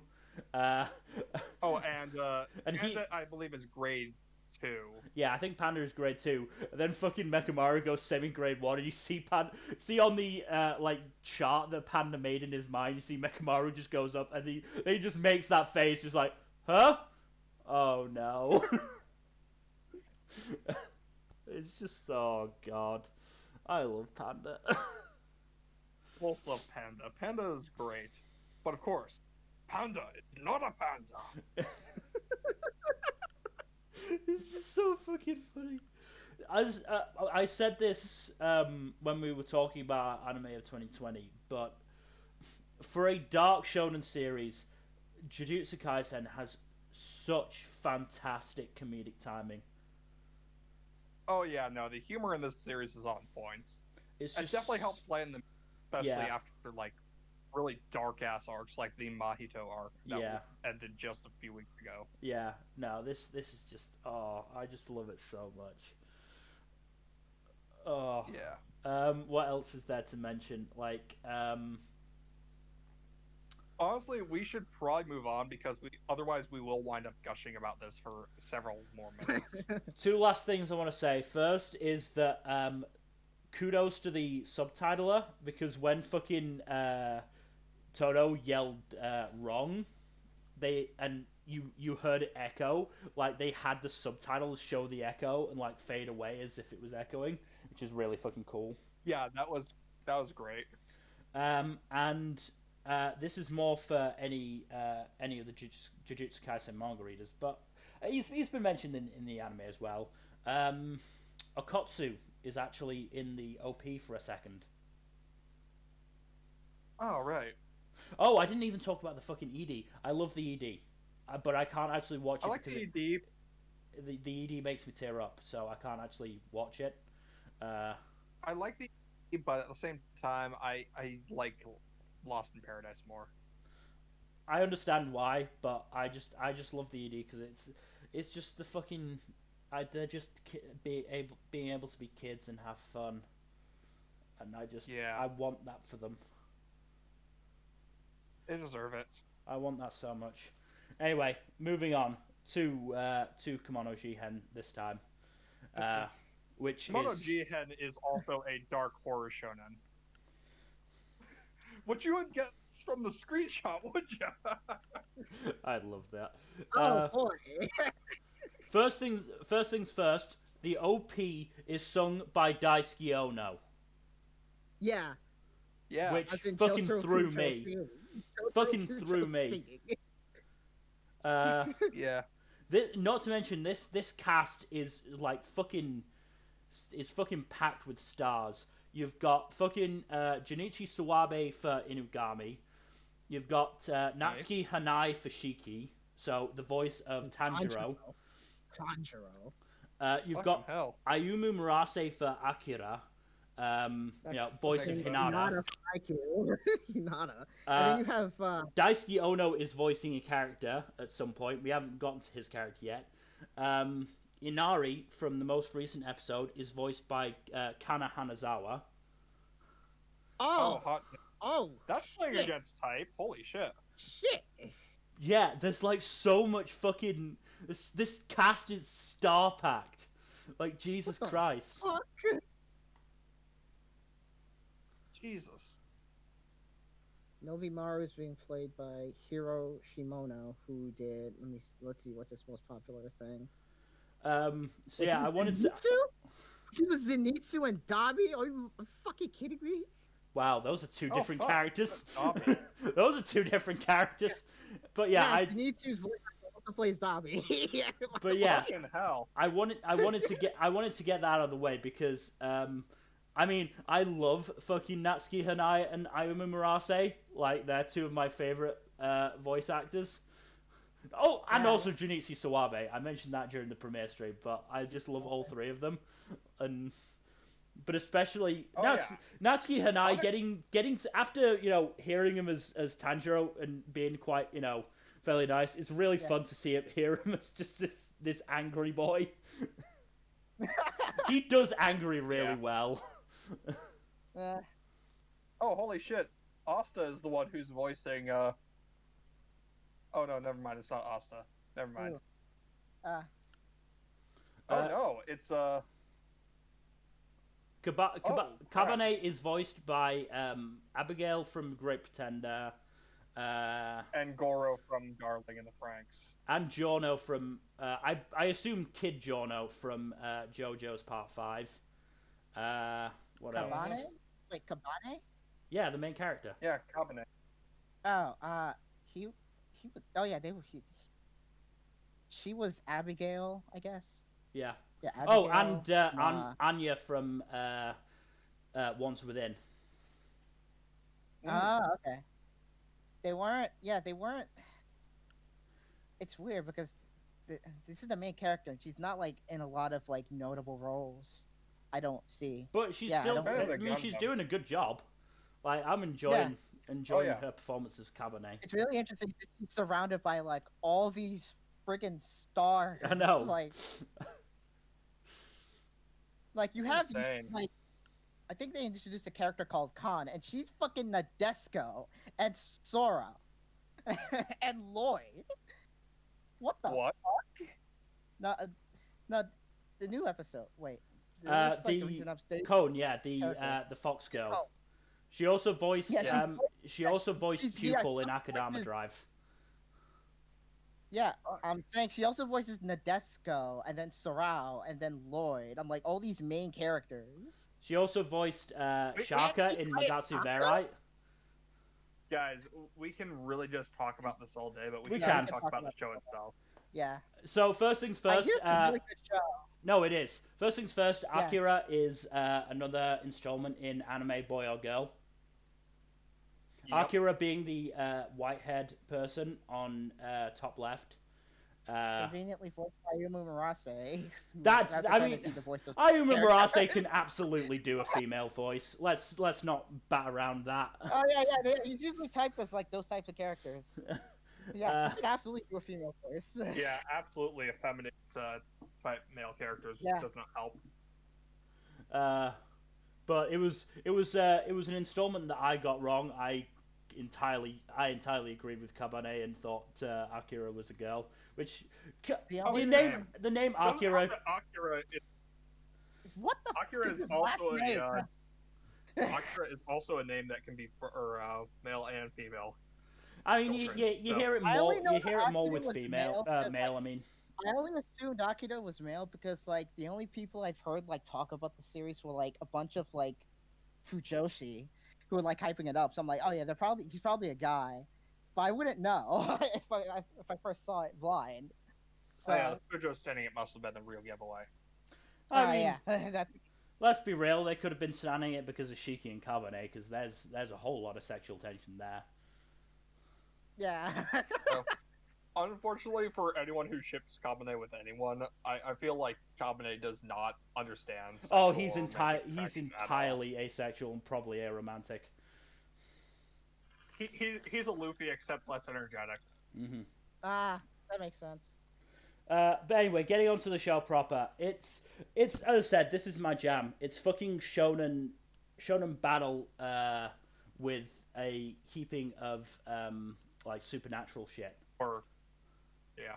It's not even horror. It's just like episode 2 was the introduction to Shiki and Akira, but also to be fair, episode 2 was pretty horror filled because fucking bugs all over the place. Episode 3 was the best so far though I think because only because of the gag with Kavane in his fucking head, like was hilarious. Like Kavane just fucking like goes to meet with I'm looking at the screenshot right now. It's just like you have all this fire going on. I'm like, what the fuck is Kavane doing? Kabane goes to meet with the police superintendent. Don't explain the context. It's funnier that way. Okay. Don't explain the context. Just don't explain it. It's just like, what is going on? I will say that Kabane is still alive. Oh yeah, obviously. He's a functionally He's the main immortal. character. He is also quite literally functionally immortal. Yeah. Fucking freaked Shiki out doing it as well, because like Shiki set up a tripwire and fucking Kavane just walked through it basically. Yep. No, this show is I'm fairly sure the show is only going to get better as they get more into the actual like battles. I've also heard it gets really dark though. Yeah, same. Meh. Like Inari is like I've heard like shit about Inari in particular. She's voiced by Kana Kagawa. What the fuck? No spoilers, please. No spoilers. No, I don't even remember. I just heard like some dark shit goes on. Well, we will see. We will see. Until then, I'm going to enjoy my trio of it's been dumb boys. Gaining more traction. Like I think it's been gaining more traction. I think it could be like an anime of the season contender. Honestly. It is certainly for me.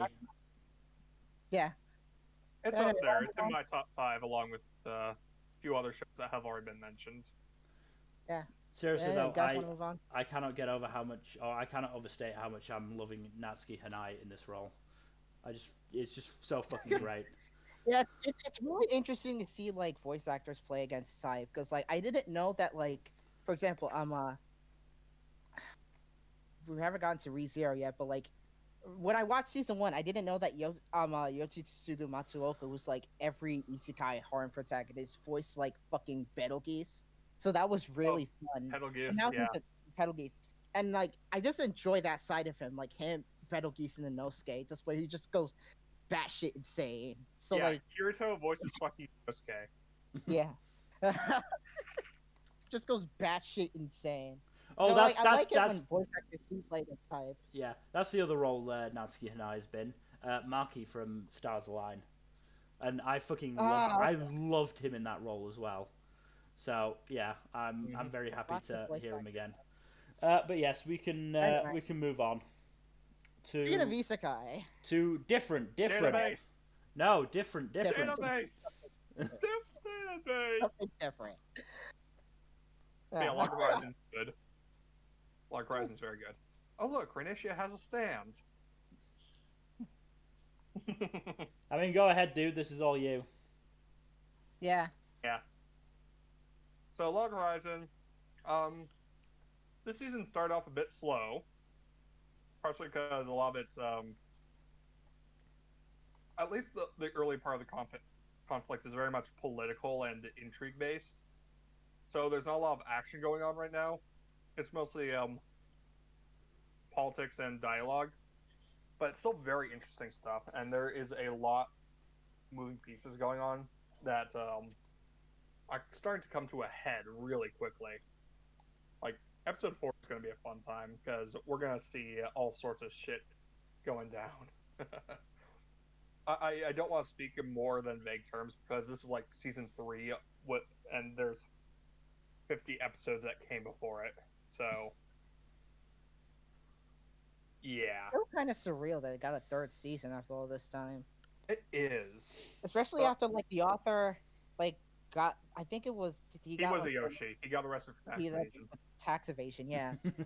And like apparently the anime aired on like a government, like the government network for the show, so I didn't think it'd get a third season, but I'm happy it did. Did. Yeah, happy it did. And the author is apparently working on finishing up the novel too. Yeah, yes.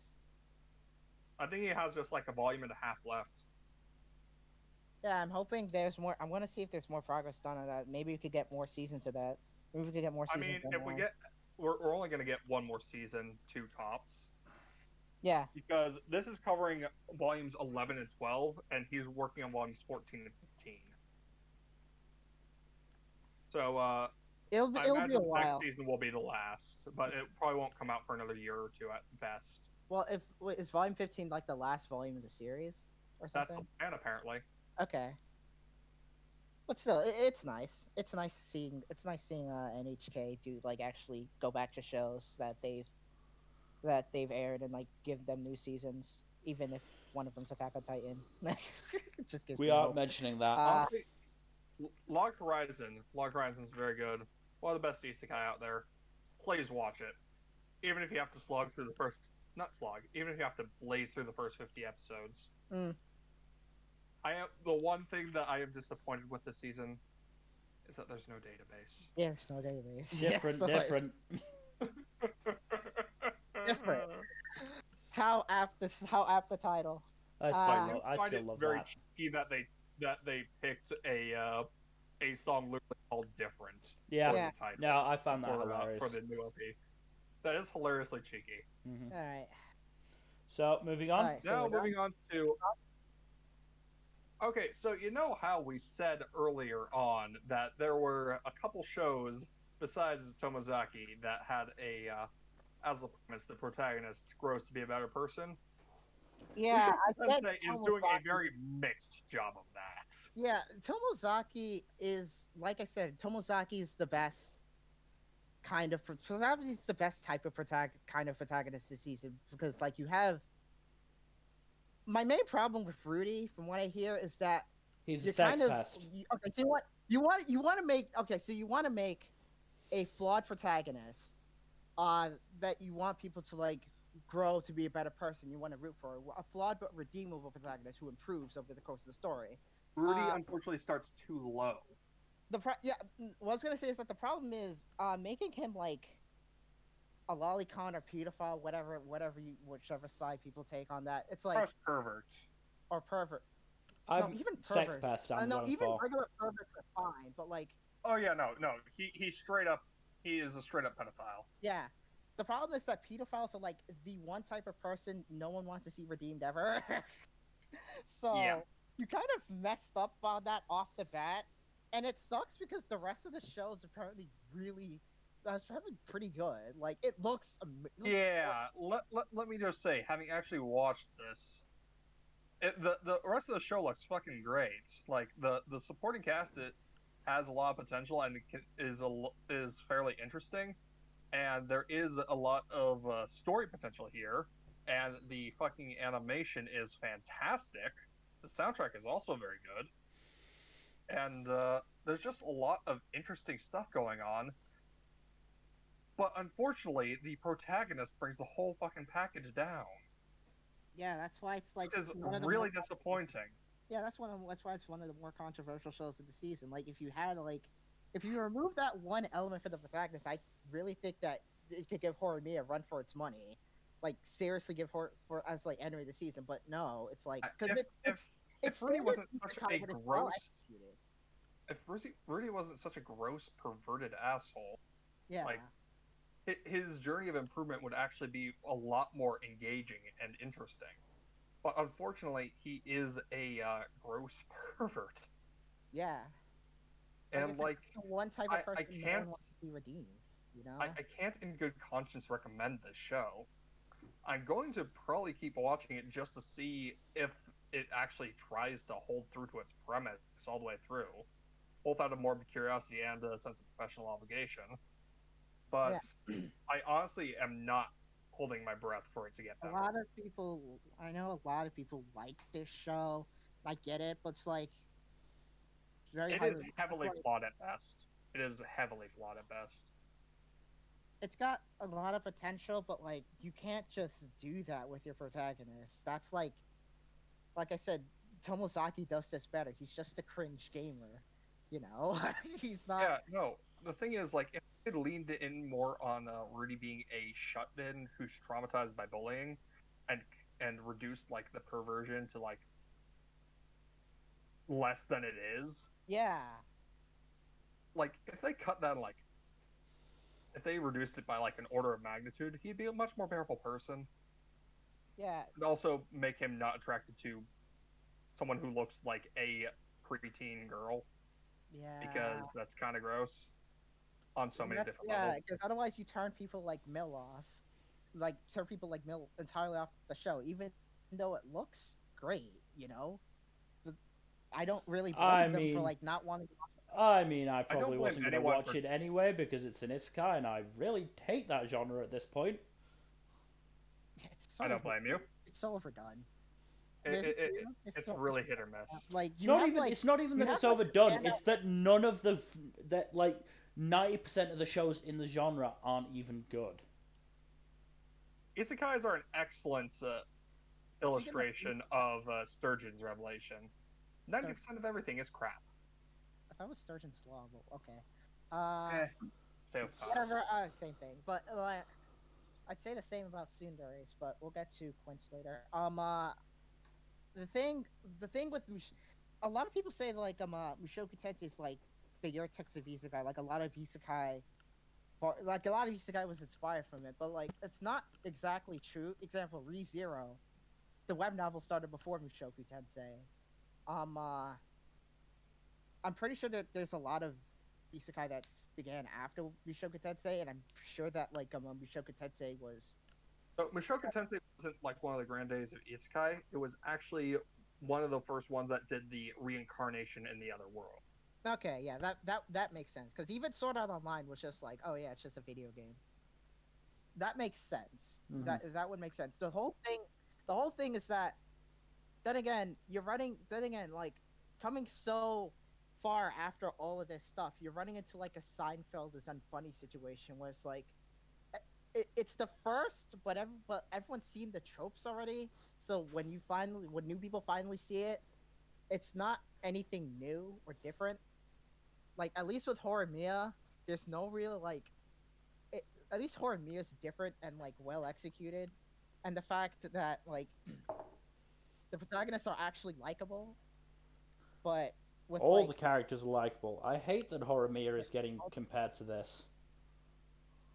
no, It no, shouldn't I know. be. I'm just saying. No, I know it shouldn't be. I'm just saying that like Horimiya, the original manga, Horimiya was based off of like a manga adaptation that began in like 2011, and then like even then that was based off a webcomic that was like even earlier than this. But that's the only reason why I'm comparing the two. But like, Mushoku Tensei is just kind of like, it has a lot of potential, but at the same time, it's got like the protagonist brings it down a lot. It is unfortunately very very wasted potential. Yeah. We okay to move on? We Yes, we could are. move on to my Something favorite that's show one of the that I best shows of the season. watched. Other Favorite Side show I've Picnic. actually watched so far. Other Side Picnic is really good. Just Yeah. put it the least. Yeah, it's pretty good. Like, I tend to watch anime for characters, and Sorao and Toriko's dynamic is so good, and the mystery is so like the mystery's been really enthralling for me, and I love like the just all the adventures they go on and stuff, and the way their relationship's developing. It's I want to see more of it. I really do. The only bad thing I could say about it is the CGI, which takes you out of it a bit. But like even the latest episode. I mean, this show is definitely one that had limited scope for its animation. Yeah. Like you can definitely see where it's taken shortcuts to try and lessen their workload on the bits that don't matter, so that they can, make sure the bits that do matter look good. And they've succeeded in that. The bits that look good look good. Yeah, I but- really like. But What were you gonna say? it's a similar sort of situation to, I would say, Sarazanmai, which did a similar thing, in that it just didn't animate any of its crowds properly, or give them proper models. I was mainly referring to like every time they do like a background shot, like a shot where the characters aren't really in focus. It's always like CG. And the CG kind of takes you out. The characters are in CG, and it takes me out of it a bit. But that's like the only real complaint I have. I love the direction and the sense of like atmosphere every time they go on the other side. The atmosphere, like the whole creepy thing, the whole creepy tone of it. It's like fun. I'm not even saying it's necessarily a negative. It's just something to point out, is that there are portions of it that do make you think that yes, they have their animation. I don't want to say budget, but their animation is limited at points. Better looking. I just wish they had like a better production or something. I'll say that, but I mean, it's a novel adaptation that's leaning more and more towards Yuri. It was never going to get a massive amount. I mean, it's the main studio was the one that fucking worked on Nekopara. Well, not the main studio. It was one of the studios. One of the studios did Nekopara, which is Felix Film, and I think Lighted Films is also doing it as well. But the director did Kaze-san and Steins Gate. So Oh, a good yeah, sci-fi that's series and positive. a good Yuri thing. I think they're also writing it, so I'm getting the feeling it's more of a passion project, and I can really tell because like it's really apparently the author of the light novel is also involved in this project. Yeah, episode 3 was apparently anime original. It worked pretty fucking well for anime original. Well. Yeah, it did, but it definitely felt like slightly out of place. Like definitely felt like it had been added in, I would say. Not in an overtly bad way, just a easy to notice way, I would say. Yeah, it wasn't really much of progression. Like it was more like lighthearted, just like antics. More like they just going on an adventure, which I really enjoyed. I will say episode 3 did give space for Toriko and Sorao's dynamics, who develop and evolve a little bit more. Yeah, that's that why way I really episode 4 hit a lot harder as a result. Yeah, that's what I really liked about episode 3. Like I could just I like Sorao and Toriko a lot. I want to watch them just go on more adventures all day. So like episode 3 was great on that front, and then episode 4 comes in, and like you said, I don't think it was as impactful as episode 2 for me, like with that entire scene with Toriko and like the monster of the week. But like episode 4 was still really good. I mean, episode 4 had the benefit of having Sorao's backstory. Yeah. And having it delivered in such a low-key, mundane way, will also just being like weird, surprisingly numb to that something so horrifying happening. Yeah. It's so weird. It makes you wonder, like, there is something more to Toriko than, like, she lets on. It makes you understand why she's in the position she's in. She doesn't really have anybody, and Toriko's, like, her first real... You mean Sorao? Companion. No, You said... Toriko's the... What did I say? You said Toriko when I assume you were meaning Sorao. Okay.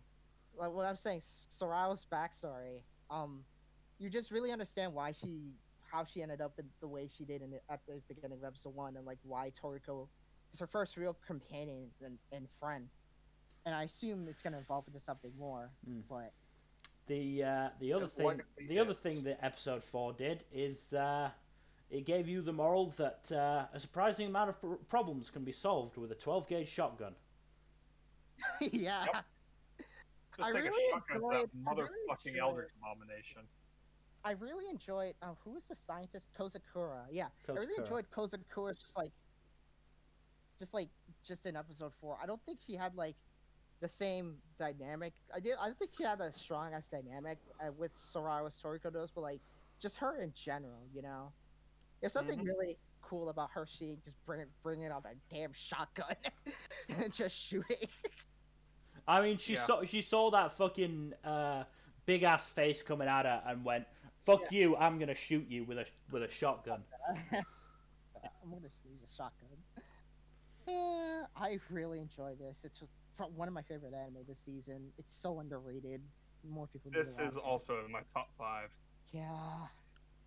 I mean, And we will get to the last of my top 5 later. I'm more interested in this due to the world, I would say. Like, I'm really interested in this other world just because, again, it's a supernatural thing, and that's very much my jam. I mean, for example, in episode, it's a very unique one.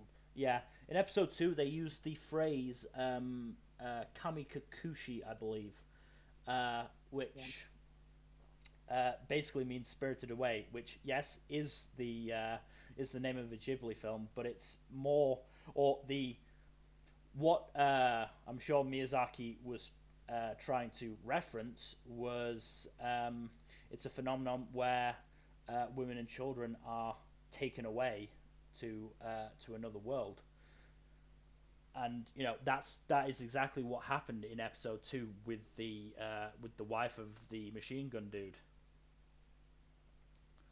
Like his wife was taken away, and it was a form of death. That machine gun guy is fucking dead, by the way. Absolutely. Oh yeah, he's dead. Oh yeah, no, he dead. He just got poofed out of existence. Yeah, that guy's dead. That was horrifying, by the way. I was just like, Yeah. he's there. No, he's not. Yeah, but that's that's what I'm waiting for in terms of Other Side Picnic. Is I'm waiting for more explanation about the world, and what it's about, and why it's there. I'm satisfied. Like I said, I watch an anime more for characters than for like story and world building. Although those are like my top, those are like 2 high priorities as well. But so I'm pretty much satisfied with Soraya and Toriko's dynamic so far. But I really do want to know more about the other side and like its rules and stuff, and like why all these inhabitants are there. Eventually, like maybe near the latter half of the season, I would like to get more answers about that. Otherwise, it's still really good, and I'd recommend it. Oh yeah, no, it's absolutely worth recommending. My one Project Scarlet. Not moving on to that yet, because I've still got a couple of things to say. The one thing I'm not especially a fan of is Sarao's Fang.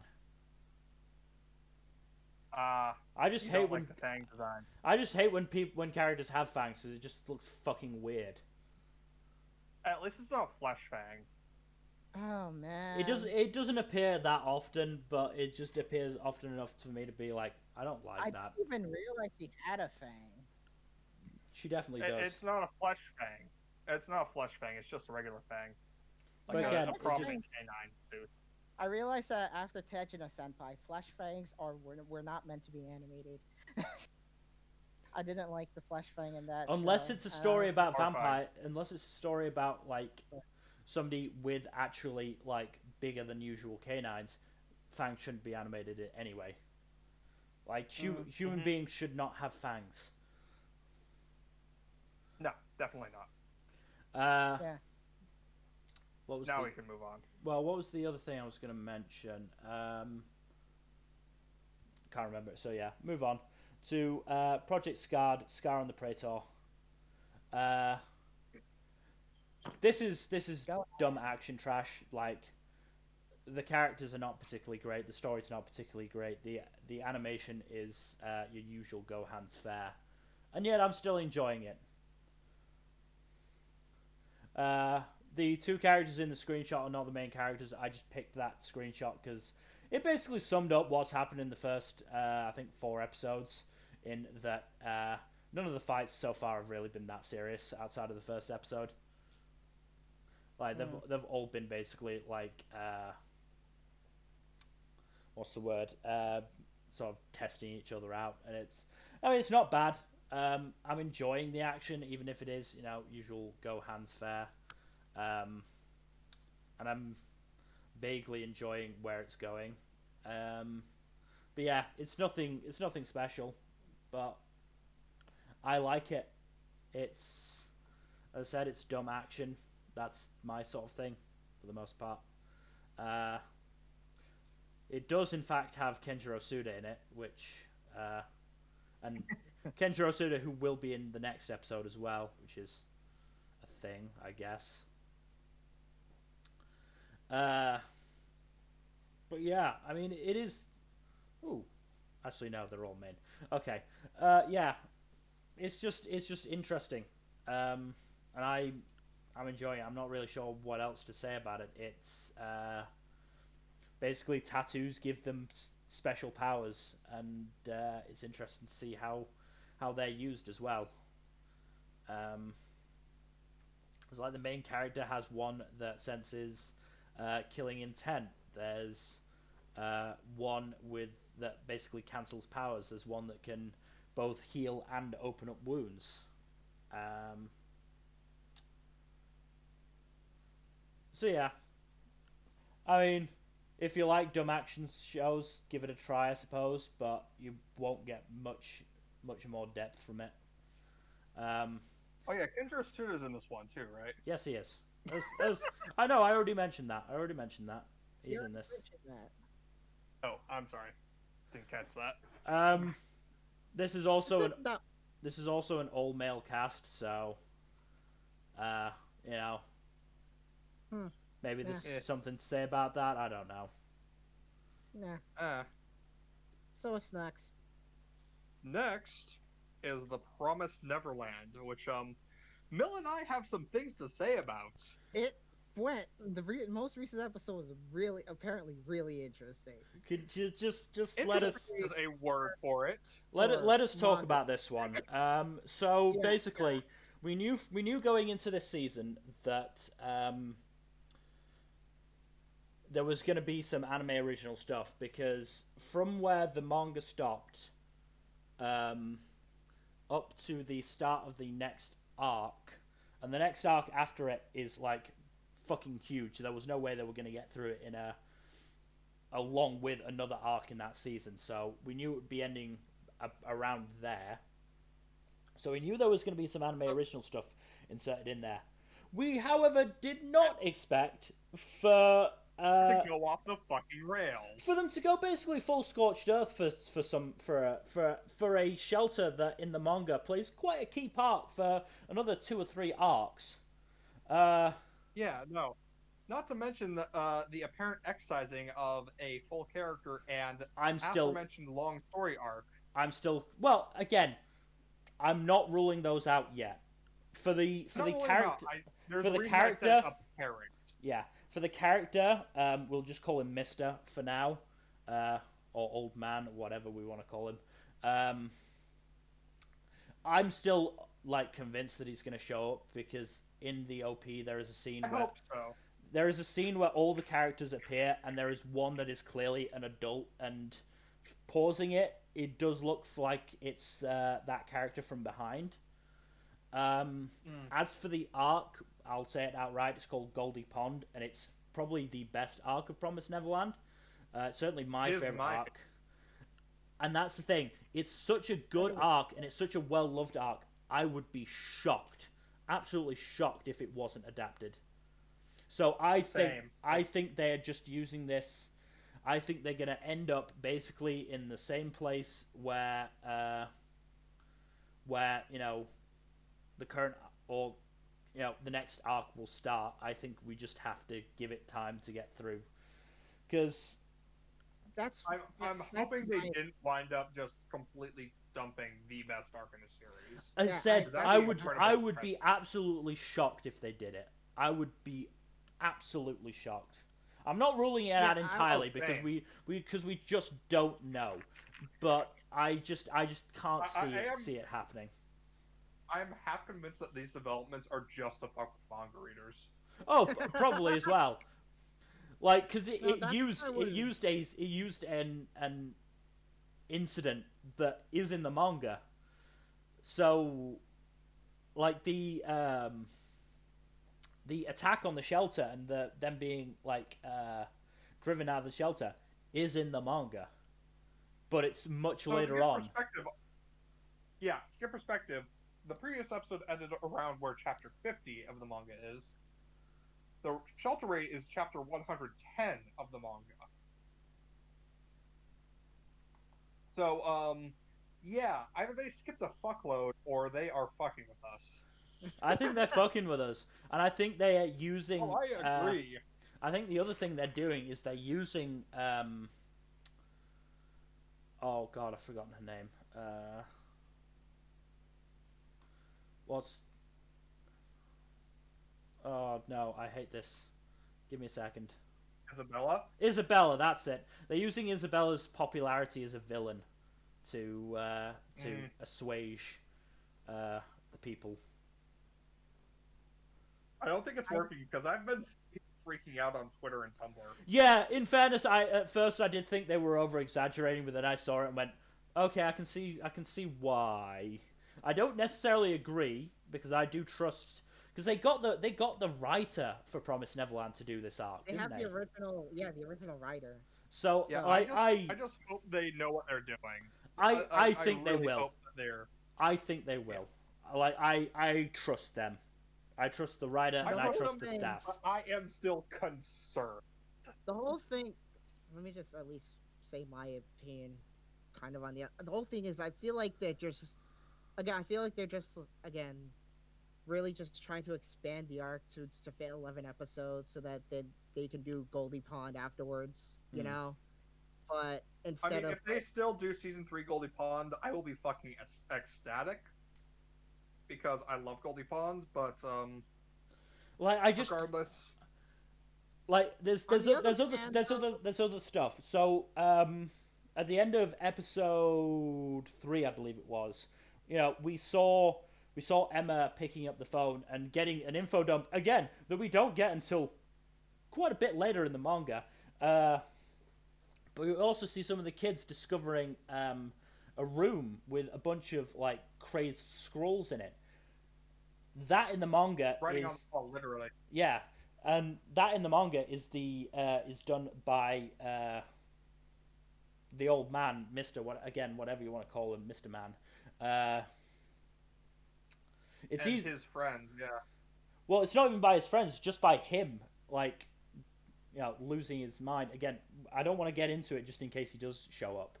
And I just don't think that they would show that if they were just going to get rid of the character. Like, there would be no reason to include that otherwise. Because that's... I'm worried that they modified the writing. Again... I am worried that they did change the writing. Again, I don't think that would be included if the character wasn't going to be a thing. The other thing is that there's too much important stuff that goes on in Goldie Pond to ignore it. There's too much. Yeah. That arc has reverberations through the entire series. They can't ignore it. Yeah. It's they physically can't without like messing up the story in a big way. Indeed. That's the thing. Like, Goldie Pond is such an integral arc, and it would basically like destroy the series if they tried to skip it. Yeah. So as much as I understand why people are concerned, because it was a very concerning episode. I'm gonna be real, but I just think that the more you think about it, the more it doesn't make sense to get rid of Goldie Pond. The more it doesn't make sense to get rid of the old man character. And the more I think that it is just a way to, again, use Isabella's popularity as a villain again. And also, for all that Mill calls him an old man, he's actually not an old man. I'm calling him an old man because that's what they call him until they find out his name. Which takes longer than you would expect. Yeah. And it's sort of a big thing, which is why I'm trying not to say it. Because it's a really nice reveal in the manga. And if they do it again, if they do actually do that reveal, I don't want to spoil it for any anime onlys. What I would say is just same. That's why I'm being careful not to say it either. Yeah, what I would say, please give them a chance. Like, they have shown themselves competent. The anime staff have shown themselves competent just in how well season 1 was done and how well the first few episodes of this season have been done. I mean, again, I said this during the premiere stream. Promised Neverland is one of the best at engendering the atmosphere for a scene it wants. But they've also got the original, writer involved. And again, as much as, they know the story, they know what needs to be done, just give them some trust. Like, it may turn out that they do fuck it up. I'm not gonna rule that out as a possibility, because we've known shows that have fucked things up. But I think for now, let's wait and see. Let's wait and see how it goes. I think Promised Neverland deserves some faith for the time being, at the very least. On one hand, wait and see. On one hand, the manga's actually pretty popular. It sells pretty well in Japan. On the other hand, the manga's over, so maybe, man, it's such a weird situation. Like when I said the manga's over, so people might want to produce more of it just to like promote something that's not like ongoing anymore. But Demon Slayer is also in the same situation where they're going to be making more anime despite the manga being over last year. Yeah, but Demon Slayer is like a phenomenon in Japan. Like, Promised Neverland is also extremely popular. In fact, it's like nowhere near as popular as Demon Slayer. I can tell you that right now. Yeah, like, but I mean, very few series are, as popular as Demon Slayer. That doesn't mean you can. Doesn't mean that. Promised Neverland is third behind One Piece and Demon Slayer in terms of actual volume sales. Yeah, Promised Neverland is still intensely popular because again, it's one of those new breed of Shonen Jump series, and it's one of the first ones, and so it is definitely popular. Like, just because it's ended doesn't mean that it's not gonna get like the rest of its anime done, because it's too popular not to get the rest of its anime done. Yeah. It might not be Demon Slayer levels, but it's still really fucking popular. It's still really popular, so I'm hoping it gets like a full adaptation instead of like. Again, I would be shocked. I would be shocked if it didn't. Anyway, moving on. Moving on, Quince season 2. Mm-hmm. Quince season 2 is pretty fun. Yeah. Okay. So far, they just finished the adaptation of Seven Goodbyes, I believe. Okay. For you Mango readers. Yeah. That gave a lot of focus to Nino and helped develop her as a character quite a bit. I do feel like out of all the Quince, Yotsuba is still kind of not getting any development compared to literally all the others. Yeah, that makes sense. Which is kind of unfortunate because she is a fun character. She's one of the better characters, in my opinion. She suffers from a lack of focus and development is the issue. She is very badly suffering from that in this arc, especially because, like, Nino, Itsuki, and Miku all get some pretty meaty development, and even Ichika gets some to an extent, but Yotsuba really doesn't get any. Sidelines. Yeah, and that's an issue, especially in an ensemble show that's supposed to focus on all 5 of them. Especially when that show is all about one of them being the bride for like the future thing. You kind of want to build up all 5 equally. Yeah. So it doesn't come out of nowhere. Yeah, no. But overall, it's still a good show. It is head and shoulders above like 95% of harem rom-coms, partially because having the girls have a pre-existing relationship with each other helps to give their dynamics a lot more depth and relatability. Yeah. They're much more. They have relationships outside their relationship with the lead. And their character arcs and growth are not entirely reliant upon him. Yeah, they feel like they're very good. They feel like they're actual characters, instead of like I feel like they're more than just their archetypes. Even though like I have like certain feeling, I may like Miku a lot more than Nino, for example. But like both of them are, same. Like like both of them are like they're both like pretty good characters in their own right. They're more than just like the generic the generic archetypes that you often find in the genre. I just don't like Nino, but Is kind of an asshole. yeah, I have read the manga at least, so I'm not gonna spoil anything. But I just don't like Nino. Um, we can move on if you want. Yeah, no. Bottom line, the show's still pretty good. It changed Oh. studios, like I said in the premiere stream, so the animation does look a bit different. But The character designs are a lot better. they Honestly. are a lot closer to the manga from what I've read. The manga, and I think that's for the better, honestly. I don't know if the I don't know if the animation's better, but hey, I'm glad I got a. My one other issue is that the pacing does feel a tad rushed for the first 4 episodes at least, because they wrapped up an arc in 3 episodes. So I don't know how long it was in the manga, but I don't know if that was fast or not. Pretty sure it's like 10 to 12 chapters. I could look it up right now. It's not too bad. Not terrible. But yeah, the fact that it crammed 2 big plot resolutions into 1 episode does have me a bit nervous about the overall pacing of the season. Yeah, it was 12 chapters. That's a bit fast. Yeah. Generally, you want about 3 chapters per episode. If it's a non-action series. And normally for action series, you want 2 chapters per episode. No, you want you want 4 chapters per episode, depending on the action. If it's an action sequence.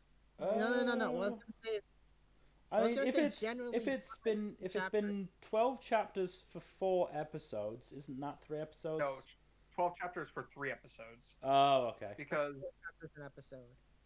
Oh yeah, god, that makes sense. Especially for like a non-action series.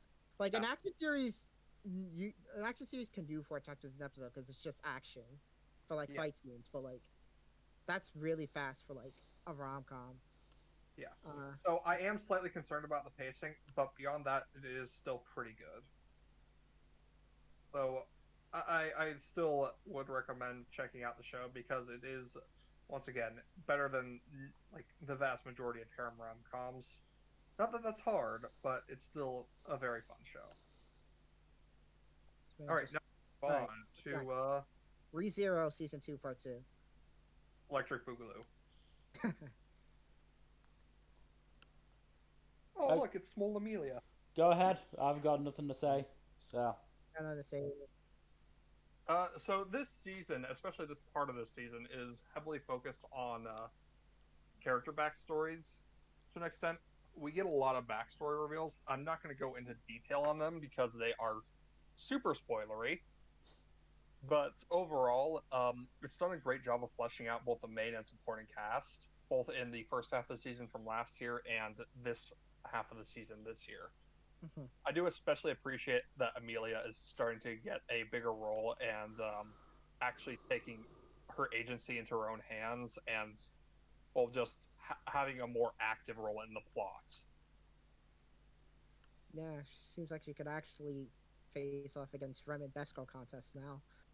I'm personally just waiting till like the season is completely done because ReZero is something that I have to binge through. Because it's definitely something that works very well binged. It's like just because of just how dense and layered a lot of the episodes are. We've had 2 episodes in a row that are 29 minutes long. Oh yeah, with no OP or ED. Don't use the OPs sometimes. Yeah. They did that in season 1, but like they took it to a whole new level in season 2 apparently. There have been like 3 or 4 episodes this season that have been like 28, 29 minutes with no OP or ED. Yeah. So they've been trying to get as much material in as they can, and it's worked very well. That's dedication, you know. It is. And it wouldn't have worked with a lesser show because ReZero definitely has the clout and popularity to pull that off, but a less popular show would not have been able to do that. I think it's also because it's like a light novel. You can fit in more material, and like just saving adding 3 minutes per episode can do a lot, you know. Mm-hmm. You can do a lot with like 3 minutes per episode because the average OP and ED takes up 3 minutes of time. What was I also gonna say? Also, you said 29 minutes, so like there's no commercial breaks. I'm guessing. There is one tiny commercial break at like Okay. the end, and that's it. The But yeah, no. the whole like- thing. What are you gonna say? Yeah, it shows a lot of dedication that they're willing to eat that cost that they would gain from having more commercial time. Also, the whole thing is that ReZero is like a show that like is going to ReZero is just that kind of show that I know I'm just gonna go in. I haven't watched it since the first season aired, so I kind of want to watch the first season again. And boy, I'm kind of dreading watching the first season again because Subaru isn't exactly the best character. Before I watch the Not in second, the first season. not Yeah, in the first season. I hear he gets a lot better in the second season as well. I'm he excited. gets better in the back The third back end of the first first season. Yeah, and I Yeah. really enjoyed that. Like episode 18, or was it 19? The one with Rem's speech onwards. That's when things. 18. Yeah, that's where Subaru has his big turnaround Yeah. as a character. That's where things just really get good. But like, I have to like, but I want to watch it all again and then watch season 2 and then just like have my thoughts in there because I really enjoyed what I saw. It's just a lot of suffering and a lot of pain and a lot of emotions. You kind of just. Another thing with ReZero is that it's a very unconventional isekai. Yeah. There are entire episodes spent on just really intense dialogue exchanges or really light or just a really soft, not at all intense flashback. Yeah. And it still works because it's packed with tense emotion and packed with just pathos. Mm-hmm. And you don't get that with a lot of other shows, especially not isekai. There's a lot of depth and feeling and scope to this. Like, this is very much a wider world of which Subaru is only a small part. He is not a big player on this stage at all. In fact, he is subservient to one of the bigger players, Amelia, and Roswell, who are actually have the opportunity to grow in power from all this stuff that's going on. But Subaru, he's basically a nobody, which is kind of refreshing, because a lot of isekai protagonists are directly overpowered, whereas his powerful ability is only really directly useful in theory. Yeah, like he basically returned to like save. He's basically like returned to like a certain point in time after he dies. But the thing is, he has to die. So yeah, and that's never easy. no. But this season overall has been very good, and this back half of the season is just as good as the first so far. So I am looking forward to seeing where this arc goes and how it concludes. I am fully prepared for things to take a turn for the worst at any point, though, because this is ReZero, and we can't always have nice things here. But yeah, moving on to, let's see, what's next? Skate Leading this is, Stars. Stars. Oh boy, we got both the skating anime now. One is good, Right. one is bad. Well, not bad, but not great. And this is the one that's not one is great. Forgettable. Yeah, this is the forgettable one. I mean, the biggest issue I have is that the two main leads, Maishima and Sasagai, are kind of not very likable. They're Maishima, both assholes. not even. I mean, Sasagai definitely is like hella skeevy. Like if he came up to you on the street, you would think he was about to try and sell you something, and he probably would be trying to sell you something. Oh god, is he going around wearing a trench coat? No, but he's just got that like, he's got a smug look on his face near constantly, and he's just not very likable. Oh, so dude's sketchy vibes. Very sketchy vibes. Got it. Whereas Maishima, he's sort of, your typical shonen pro tag. The issue is he's competing in a team sport. That means he has to work with a team. means he can't just work on. That means he just can't work on instinct like he usually would, and that's creating a lot of tension. And it's tension that he needs to, like, it's his side that needs to be fixed, not the other side. Like, yes, there needs to be room for, personal expression and personal skill, but the way he's doing it, which is, not talking to anyone, not trying to explain, just fucking doing it and messing things up for everyone else, is not the way to do it. And so I'm sympathizing with the captain and vice captain of the team quite significantly, because this is like, he's not in the right. He's definitely not in the right. As for the other characters, there's one really, there's a few characters on the main team that I do quite like. Especially the captain, considering he voices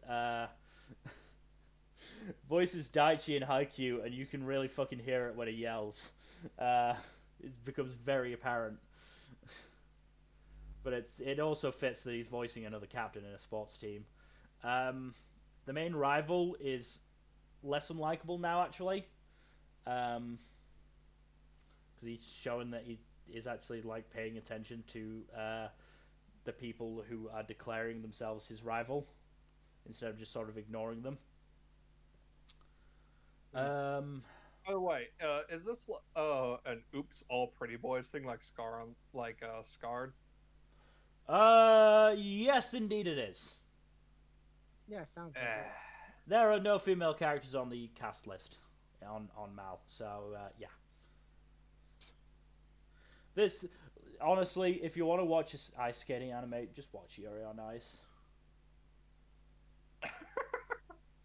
That is probably the harshest thing you could say about this current one. It's not bad, but like, I don't really want to recommend it, because as I said, the main characters are just not likable. Yeah. No. Like, if you took them out and it was just about this particular team trying to succeed at nationals, I would like this so much more. Okay, how about this? On a scale from Luffy to Rudius, how likable are they?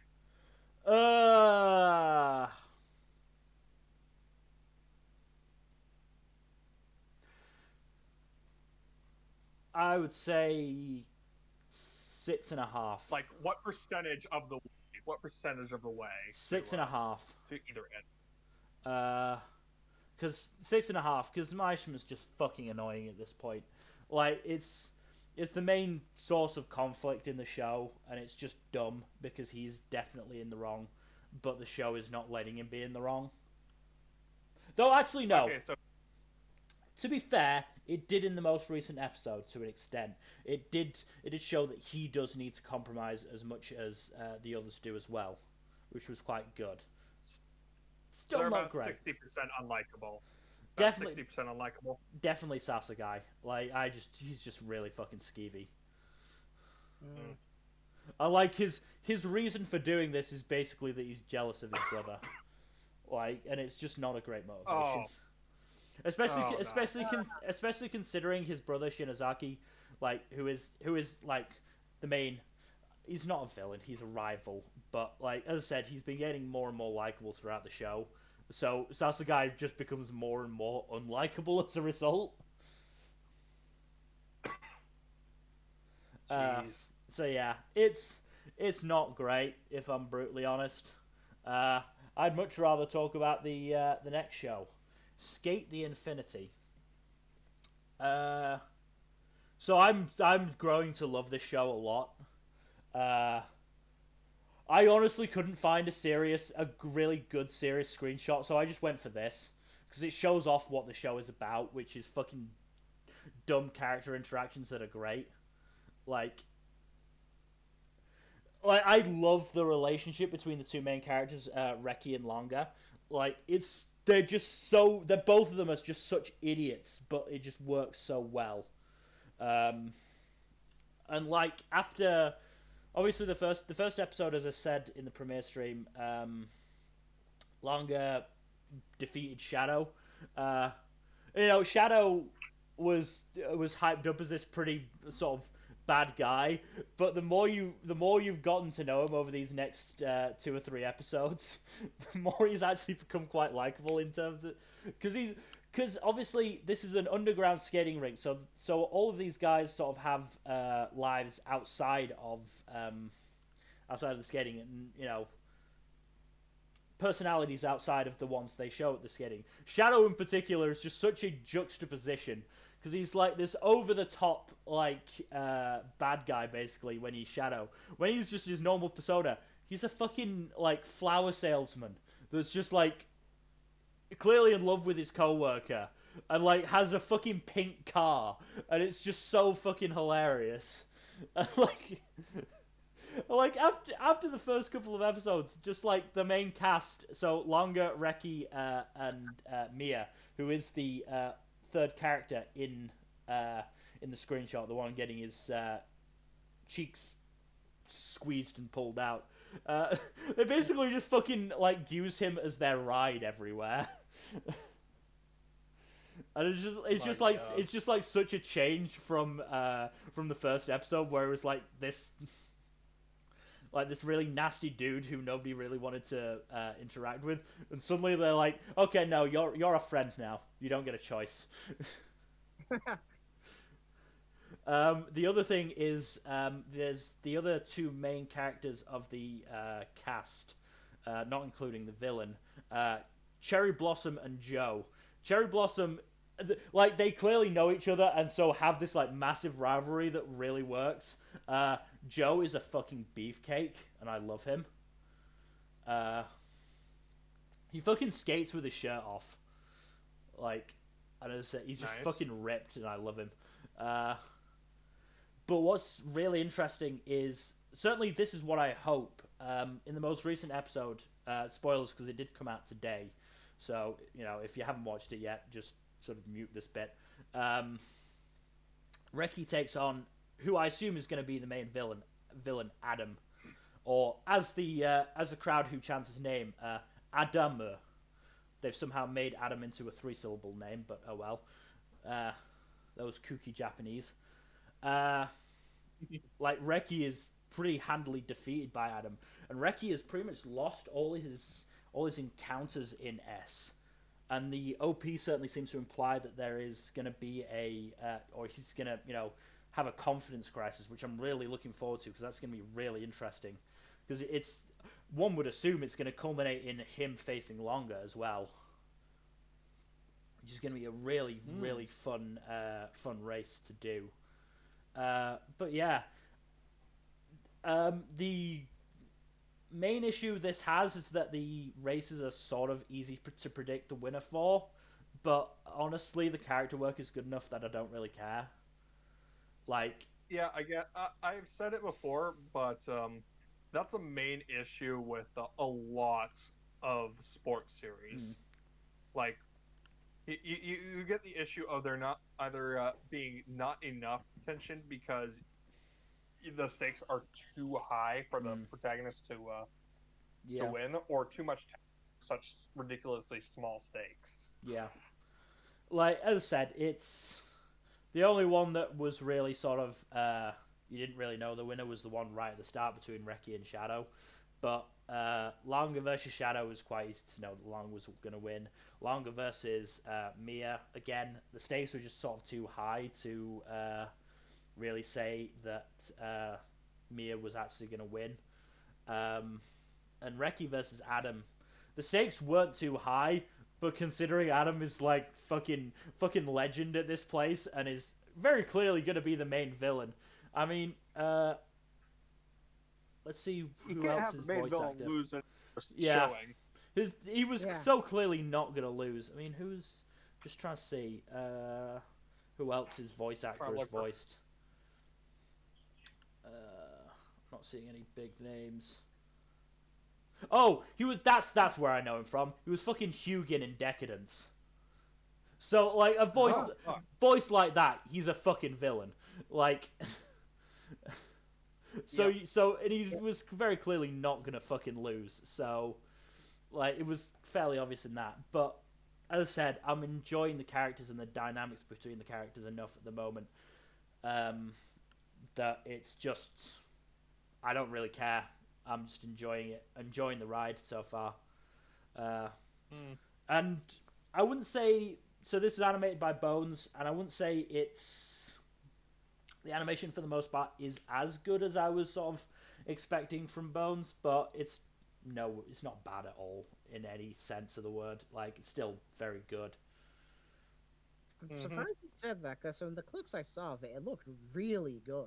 I mean, maybe I'm just becoming a fucking animation snob. What with the likes of Jujutsu Kaisen and others and Aozoken, but I expected slightly better. I mean, in the most recent episode, it did have some really really good moments of animation. Okay. So maybe it's just getting better as it goes along.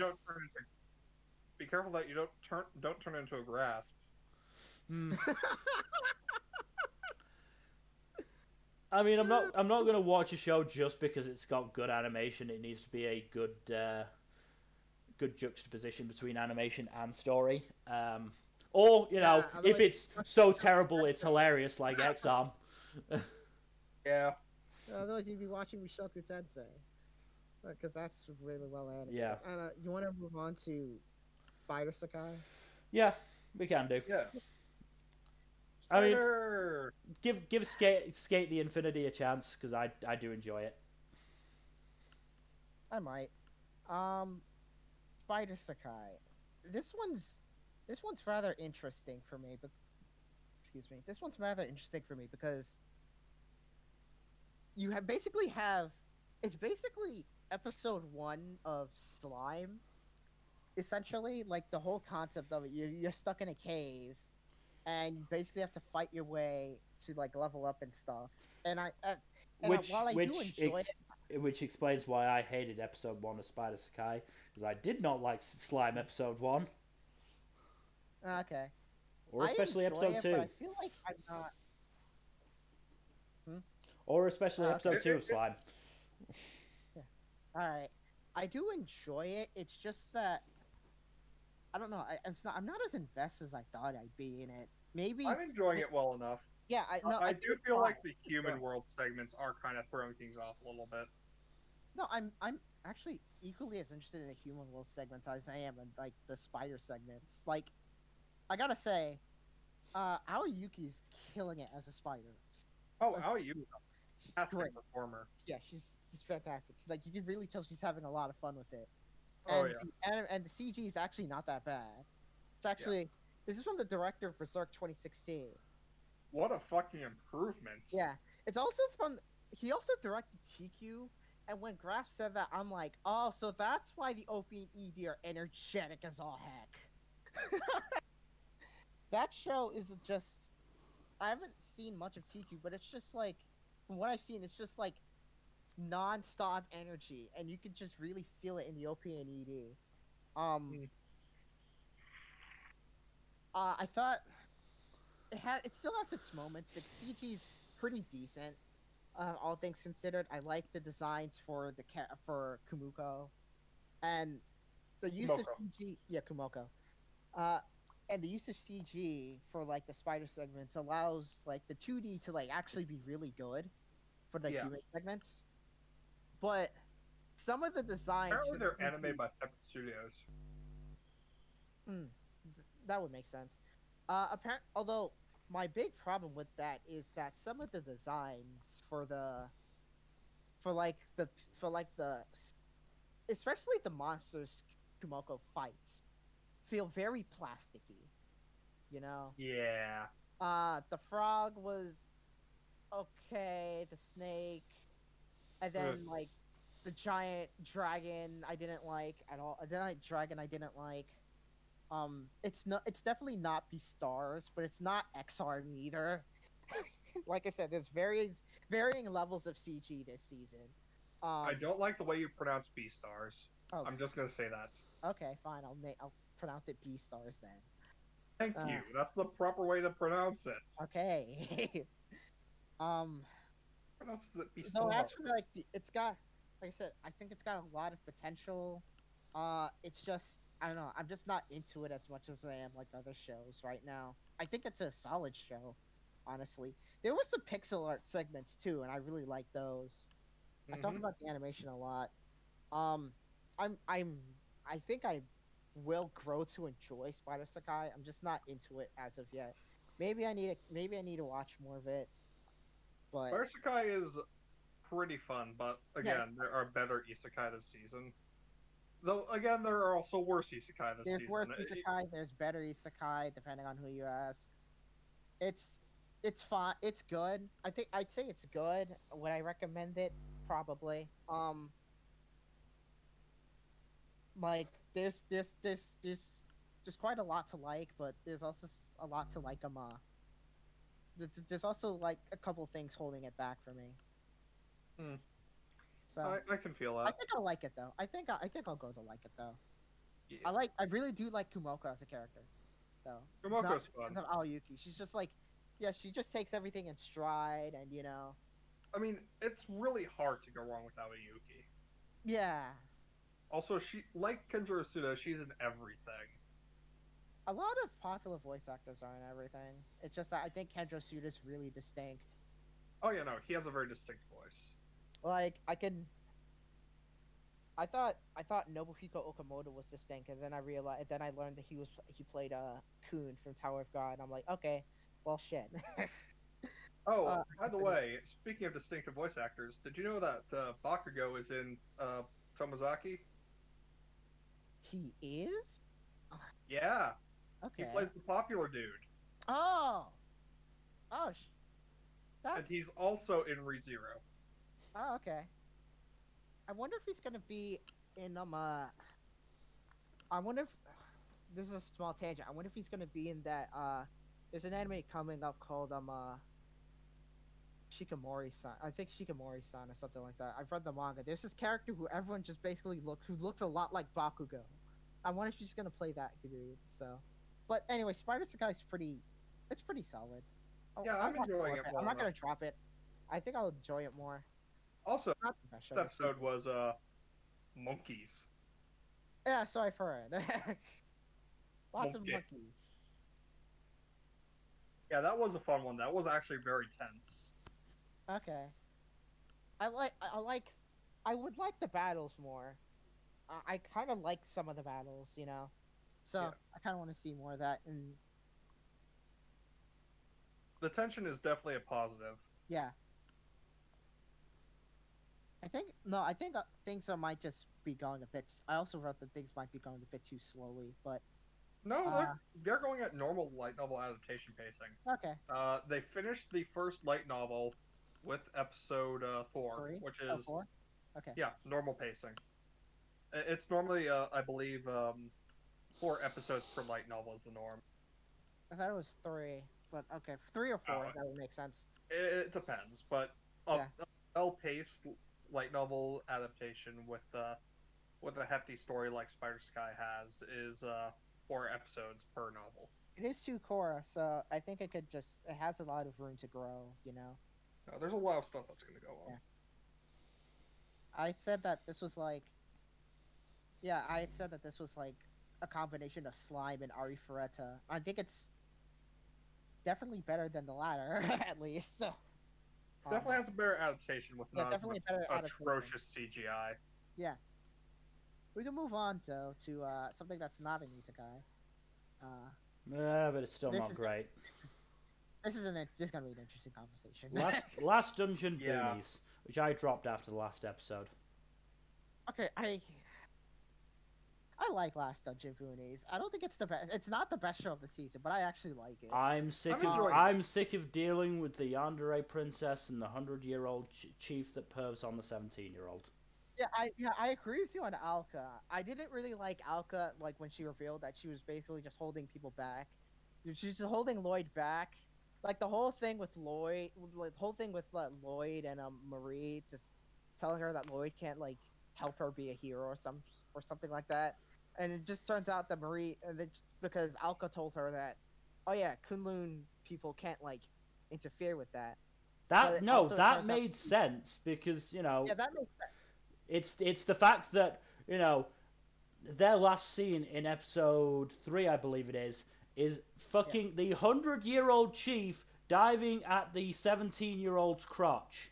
And in episode 4, the fucking 100-year-old chief walks in on Lloyd changing and records it.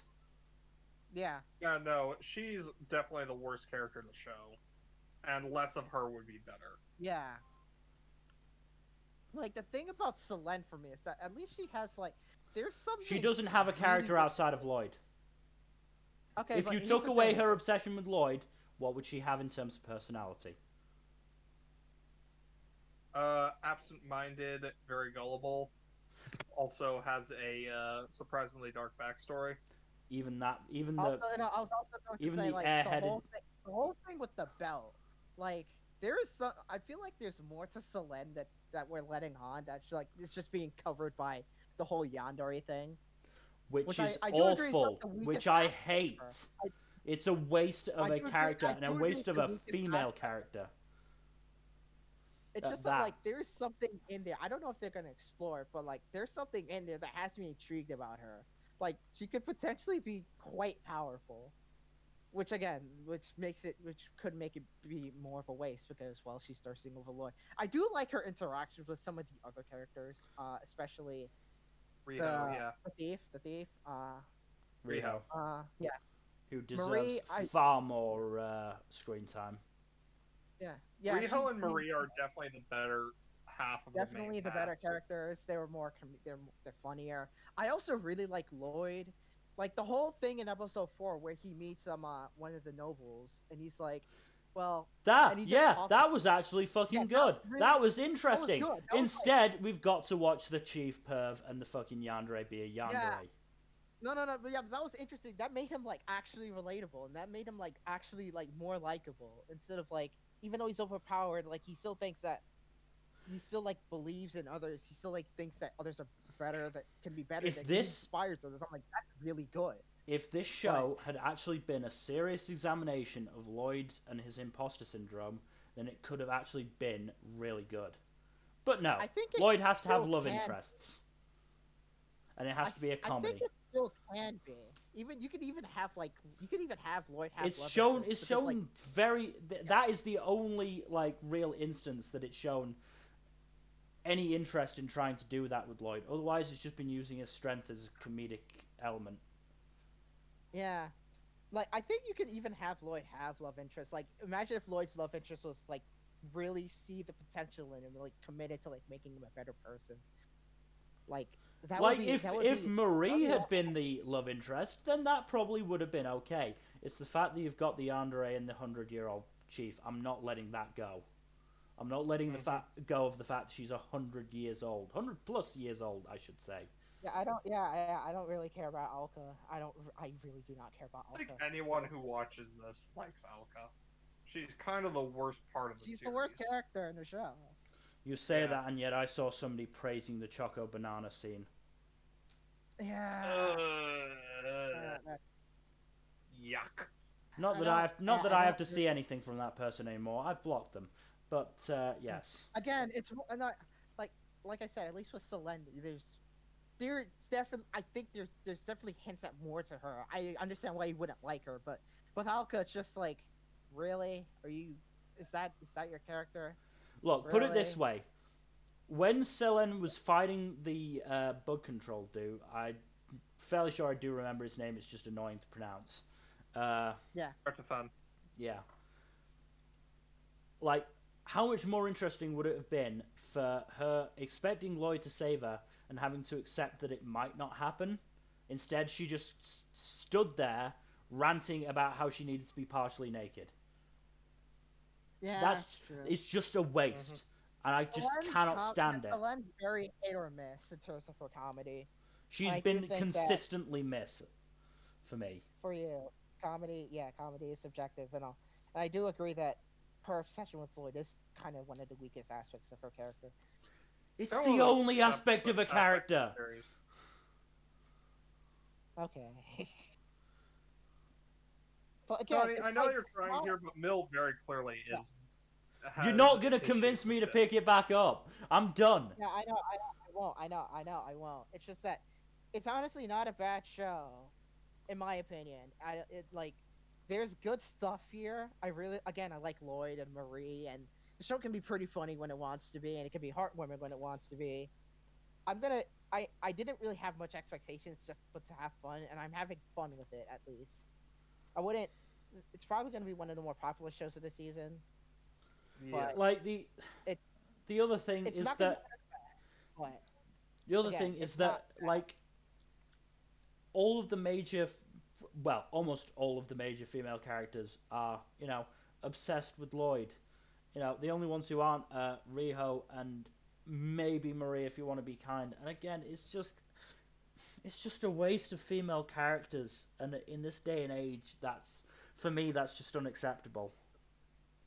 Mm, that makes sense. Like, I can understand that. I understand. it's just. I just cannot allow a show to, waste female characters like that and get away with it. And especially Yeah, that is considering, an issue. the one female character who definitely isn't in love with Lloyd has gotten the least attention in terms of story and character development. Yeah.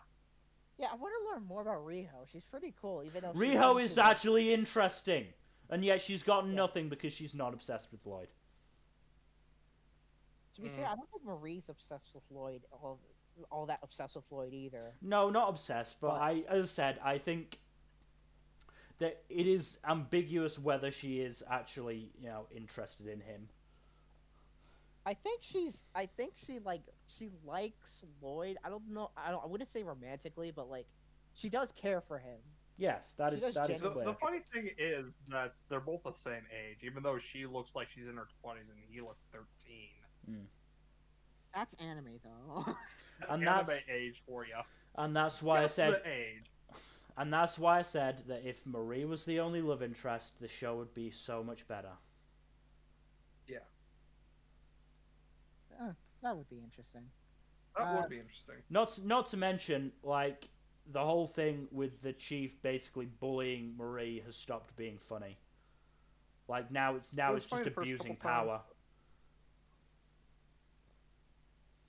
Yeah. I do have to admit, like, last thing, I do have to admit, even though I'm iffy on Selene and I don't like Alka, I did enjoy that, like, their confrontation, mainly because, well, Selene's just like, mainly because, like, when Alka just tried to, like, blow her away and Selene just slapped her away with the belt, I'm like, wow, shit. Oh, wow, shit. Again, there's, like I said, I feel like there's more to Selene, but I don't know if we're gonna get that in this season. I don't know if we're ever gonna get that. We're talking in circles here, and we should probably move on. Talking in circles. We can move on to Slime at least. Isekai, woohoo! Oh boy. More isekai, more sequels. I know you have particular issues with this one too, Mill. I'll let you guys do the good stuff first. So I haven't seen the second season yet, so. Wow. But yeah, Rimuru is, as always, a fun time as a character because he is continuing to be both earnest and adorable and friendly, but also occasionally pragmatic. And it's just really fun seeing him bounce off the rest of the cast. Especially like the other authority figures. Yeah, I do like Rimuru. Like it was rocky at the start of season 1, but as the show's gone on, I have grown to really like Rimuru. It's really hard to dislike him. He's just so charming. Shame I can't say the same thing about other characters. I mean, Ranga's good. Ranga's pretty good. Ranga is a good boy, and we will hear no opposition to him. No opposition to that. I also liked what I saw of the dragon, of Veldora. I did not. I even liked Milim. Okay, yeah. I even liked the bit I saw of Milim. Although the ogres in general a lot of the supporting characters in general could be better. Terry Crews Goblin is also great. Terry Crews Goblin is fantastic. I love him. Who was I need to look up the cast again. It's been a while. Gabiru. I remember Gabiru. I hate him. Gabiru is the worst character. I Like, want it's him awful. to die. I want him to die brutally and in pain. And I want his sycophants to go in an even more painful and brutal way. Isn't he like a butt monkey though? I don't think He's a butt monkey, but it's not enjoyable enough to justify it. What about Gobuta? I think I like Gobuta at least. Gobta's fine. Benimaru, Soy. I wish the like. I like the like ogres. I like the ogres. That Yeah. Well, most of the ogres, they're fine. The only one that's not fine is okay. Shion. Shion Yeah, is a pain in Shion. the ass. Like Shion has a lot of issues. Like in the last 2 episodes, she fucking threw a tantrum to get taken along on an official trip, and on that official trip, got drunk in front of another dignitary. Like, had it not been, that's not a good look. had it not It's not a been good the Dwarf King, who obviously has a really good relationship with Rimuru, had it been somebody they didn't have a good relationship with, that would have been unforgivable. Like, That would have been disastrous. Yeah. so no, I do not like Shion. Not to mention, she is just there to so her boobs can rest on Rimuru's slime form. Mm. And the fact I the will fact say the that fact if- is that whenever she's on screen, I have to cover part of it up to avoid the gag boobs bursting out of I her do suit. hope that between the OVAs and the second season, they go back to like more Monster Kingdom building because that's the thing I really liked about Slime. You know, Yeah. them building a whole kingdom because like that's something. Even though Rimuru's overpowered, that's something you can't really solve just by being overpowered. You need to like It's be literally Rimuru playing Civ. Yeah, he's playing Civ. That's like the best. That's like the most interesting part about it for me. Like, I want a lot more of that. You can have action too, but I just want more of that. you I know? want action. The whole Rimuru I just Civ thing is very yeah. fun. I want action. also Like, action. I love watching Rimuru fight. Like, I think he's Yeah. got a really fun power set. Yeah. Yeah. So that's Also, why- this season does promise to get a lot more dramatic and action heavy later on. Yeah, apparently, from more- based from on the the PVs. I do also slightly fear what has Rimuru go from his normal dark bluish outfit to the black suit that we see in the OP and in some of the not PVs, key visuals. Because Yeah. that could be That a is- quite bad time. Oh boy. Why do you think it'd We be? are concerned.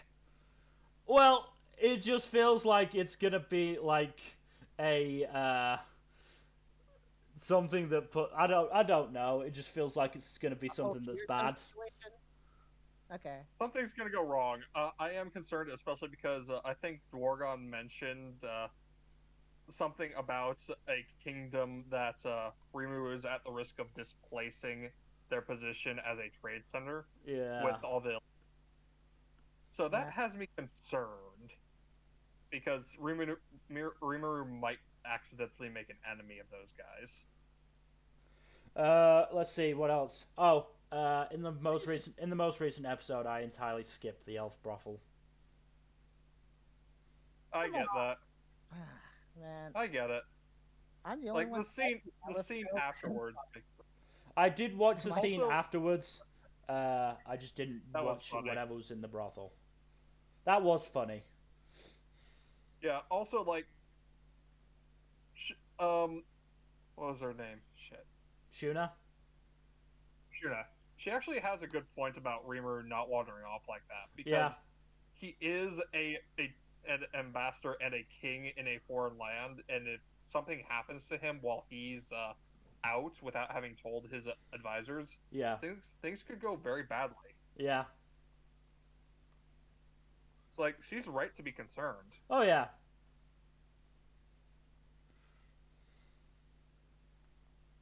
No, I mean, But yeah, as I said, I like Shuna as a character. Like, I like a lot of the characters. It's just, I just feel like Slime could be so much more, and it just chooses not to be.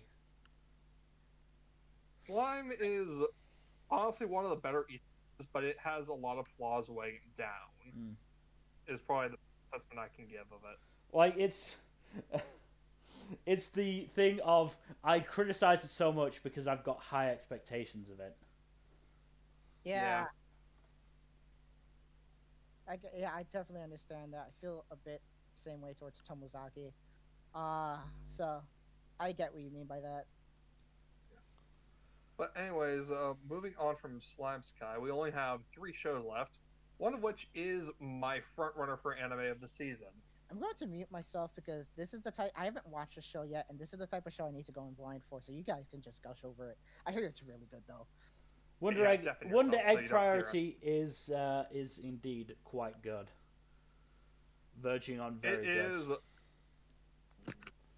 Yeah, honestly, there's just so much good stuff going on in here. I just before we get to that, I do want to get to my pretty much my only negative for this show, and it is that in episode 1, I is very much a shrinking violet, like not good at talking to people, not wanting to interact with people, and then episode 2, it's nearly the complete opposite. Like so you might say that the do not make a pun. Too late. Okay. There will be vengeance for that. You know that, right? I'm sorry, I had to. Just know that there will. It was an obvious joke, but I had to. Just know that there will be vengeance. Anyway, the character change just feels too sudden, and it's not well explained. Like I know what you're gonna say, and it's that the reason I was depressed is because she lost a friend, and now that she's got an avenue to get her friend back, she's more positive. I just feel like the show maybe should have it would have taken one line of inner dialogue from Ai to like explain it like that. I get that. Like, it's not a massive negative point, because I still enjoy the show. And in fact, now that Ai is more positive, I enjoy her even more. Yeah. I do love her attitude, like, in the screenshot right here, where she's like, very smug, and, yeah. She's just such a fun character. I loved seeing her growth as a protagonist. Mm. Like, there is definitely this show is extremely good, but it has so many fucking content warnings to it too. Oh yeah. Like you got bullying, you got suicide, you got depression, you got anxiety, you got fucking anorexia, you got fucking idol culture bullshit, you got I could go on. Self-harm. There's a lot of self-harm. Yep. Yeah, this is a show with a lot of content warnings, but it is still it handles them well though. That's the thing. Like, this is not a show that has these content warnings because the issues within are handled badly.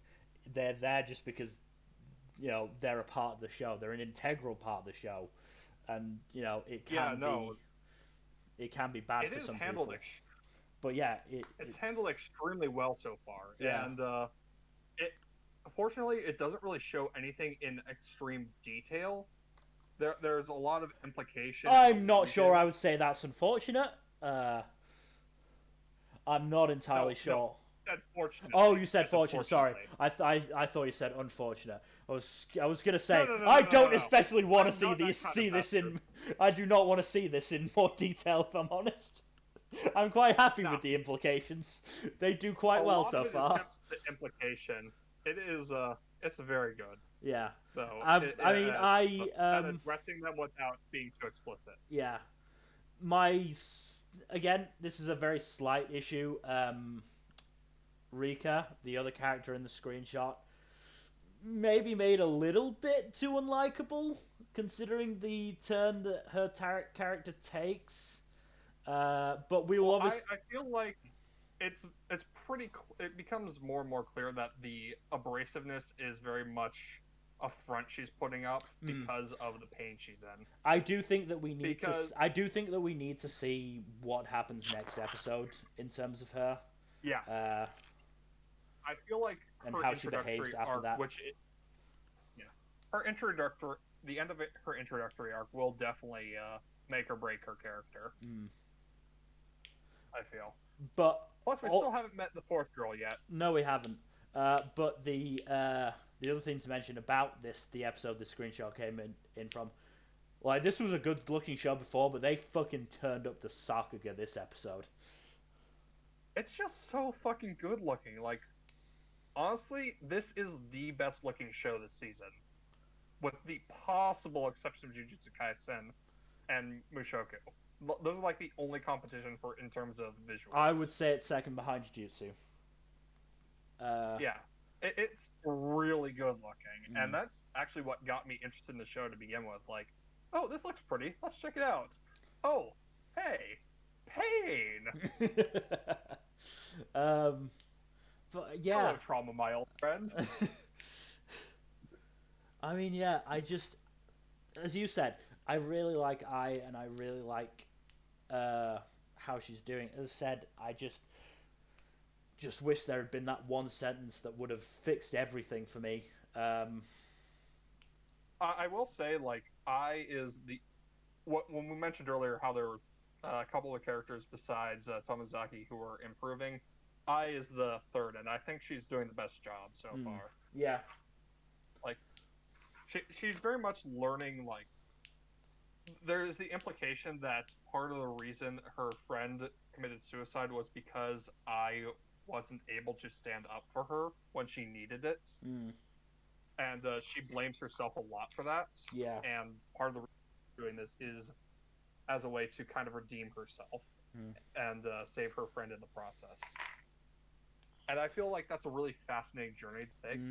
Especially with the not so subtly named See No Evils that are the minions in the show. I mean, the other thing, this episode added quite an interesting sort of wrinkle in that relationship between Ai and her friend. Oh yeah. In that, I saw that she was struggling, but Koito never, said anything to Ai. Yeah. There's the implication that I was jealous that Koito confided in the counselor and not in her. And I also feels guilty about that. There's also the a vague implication that there might have been something sinister going on in Koito's relationship with the counselor, but we don't know. We will see. I hope I am worried for nothing, but the show has already gone into really dark topics, so I would not be surprised if it went. I hope it doesn't, because it's one of those topics that I just don't think that can really be done well. It's difficult. It's very really difficult to do well, and sort of the last one that tried to handle it, Oh Maidens, did it very poorly. Yeah. I have the feeling that this series would handle it better, if only because the writer has a lot of experience handling delicate subject matter really well. Experienced a TV writer. He had this is his first anime though. Okay. I was just having a look at the staff. Yeah. There's also the fact that this series has a lot of queer subtext to it. Oh, absolutely. Like, there's it's pretty clear that Ai is gay. Like, I would not be surprised in the slightest if no, neither would I.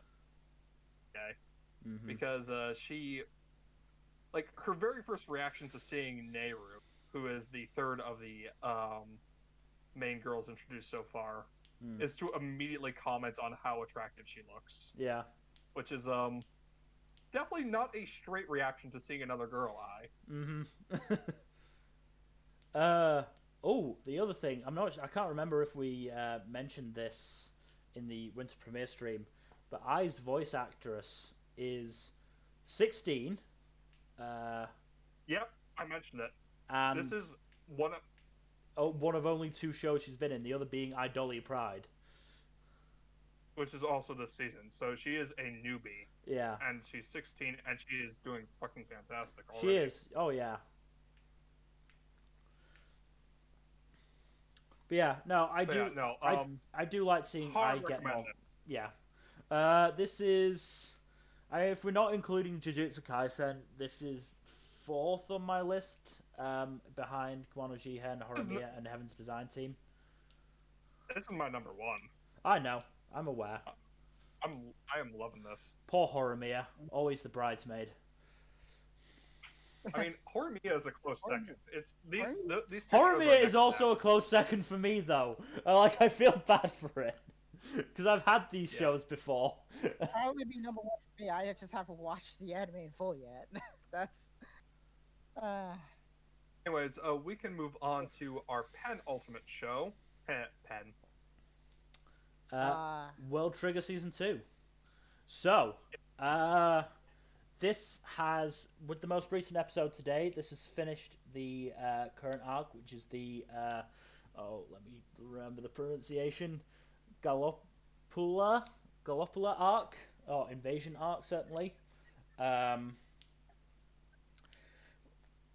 This is not amazingly animated. It's certainly clear that Toei does not have its, a star team on this, though at the same time I would not say that it's bad either. There have been some really good moments of animation, and I'm hoping that there'll be even more at some point.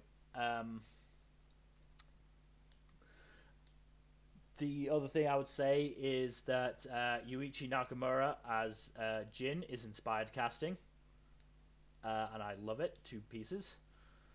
Yuichi Nakamura's in a lot of stuff this season, and I know a few people who really simp for him, I guess. I am not surprised. He's also the voice of Gojo. Yeah, he's the voice of Gojo. Oh, he's the voice of Reinhardt from ReZero. It was like this artwork I posted. That dude is a simp magnet. Yeah, I know, He's just got one of those voices. He's also Hawks in My Hero.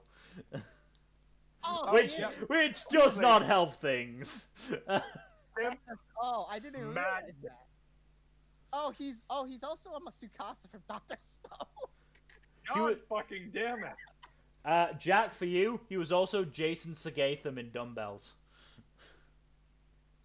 Okay, yeah, I think this dude was just designed to voice characters to appeal to women and MLM.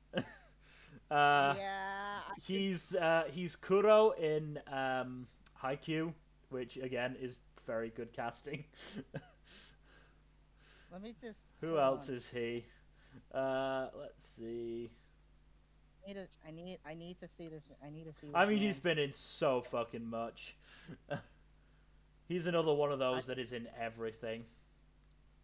He was Moomin Rider. He's Greed from Fullmetal Alchemist. Oh fuck. He's Hawks. He's Gray from Fairy Tail. Okay. What else? Oh yeah, the fan service character. He's the main character of Clannad. Are you kidding me? God damn. What else did he do? William from Log Horizon. Okay. Oh, yeah. Bruno from JoJo. Okay. Of course he is. Okay.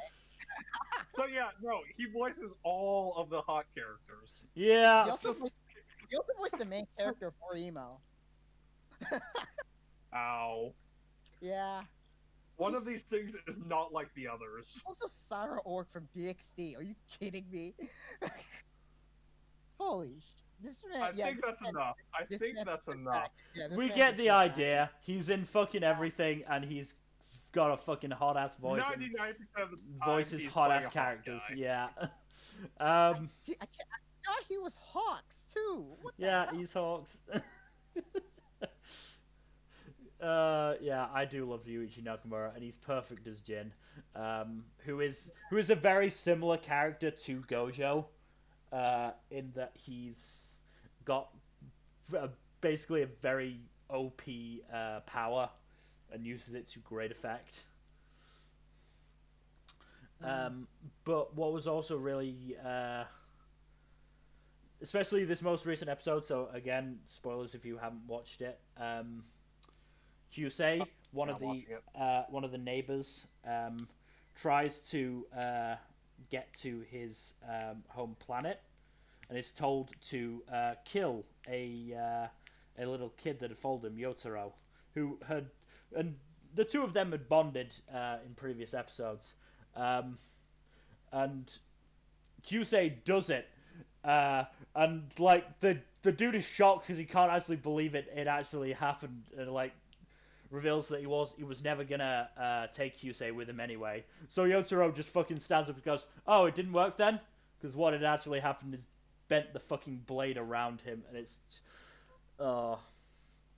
this show is just really good. I love World Trigger. There's so many characters to keep track of, but I just enjoy it all the same. And we're now getting back to the main trio of Osamu, Chika, and Yuma, with really another rank wars. I'm really happy that because I know the show mainly went on hiatus because the manga also went on hiatus for 2 years, and then it came back. And even though it's monthly now, I think that works better for the author's health. You know. Oh, absolutely. And now, yeah. And now now it's doing like seasonal anime adaptations. So it's moved to Hiroaka format. Yeah. Yeah, Hiroaka High, like more recent shonen, and I hear it's actually the best it's looked ever. Yeah. Thanks to that. I wouldn't be surprised. As I said, I don't think it looks like amazing, but there have certainly been some moments that I've gone, ooh, actually those look really good.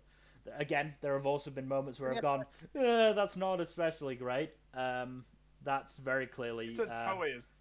This is Toei, yeah.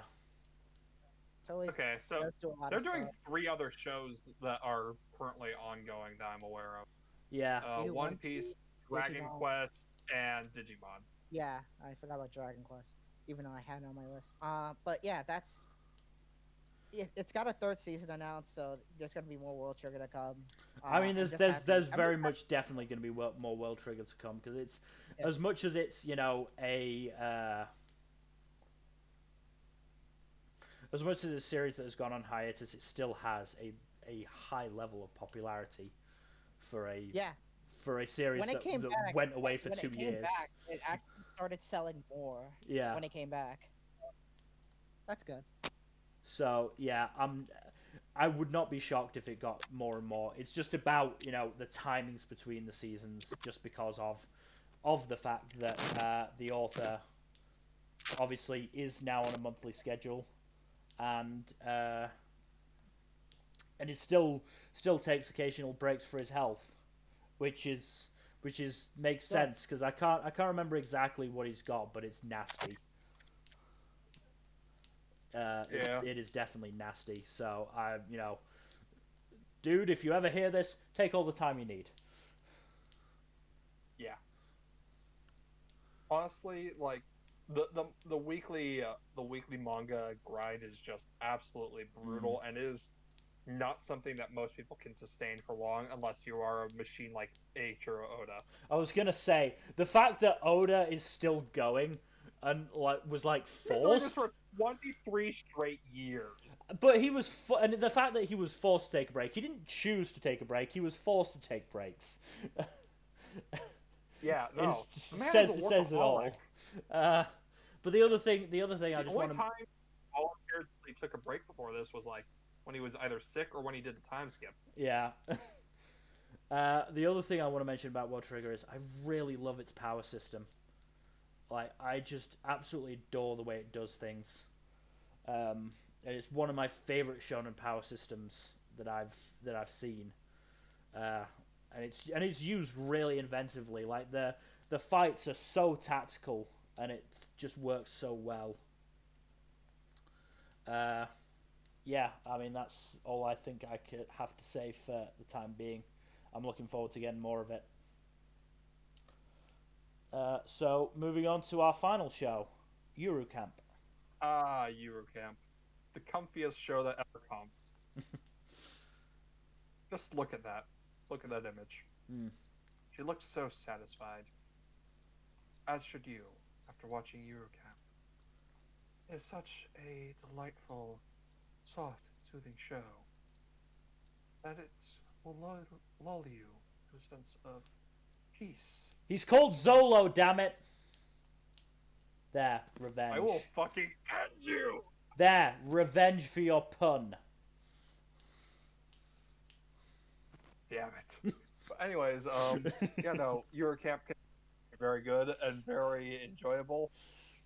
And also there was a surprise, a very surprise use of fucking initial D in it, as in the drift driving. Okay, that doesn't sound like you should be in this show. It's just a brief thing and it's very funny. Like I'm sure they handle it well. It's just amusing, and I'm sure that's what they were trying to do with it is the juxtaposition of comfy show and initial D.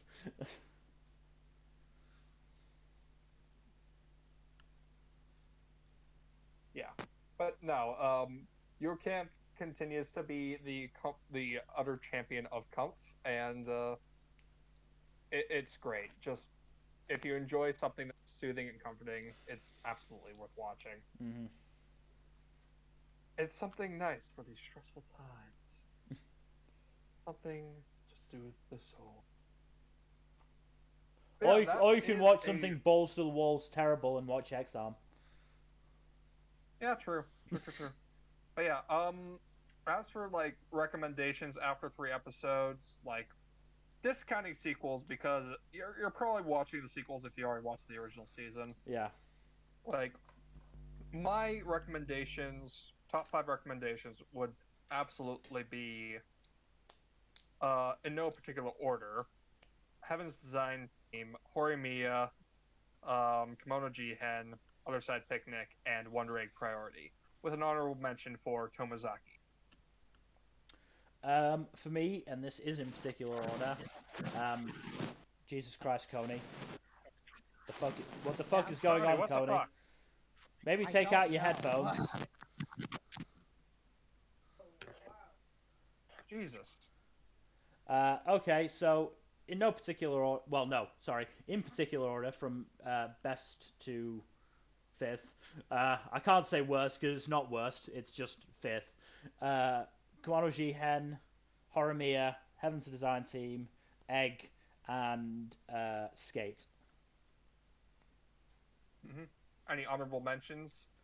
I mean, Other Side Picnic. Let me just get the list back up. I mean, obviously, Jujutsu Kaisen.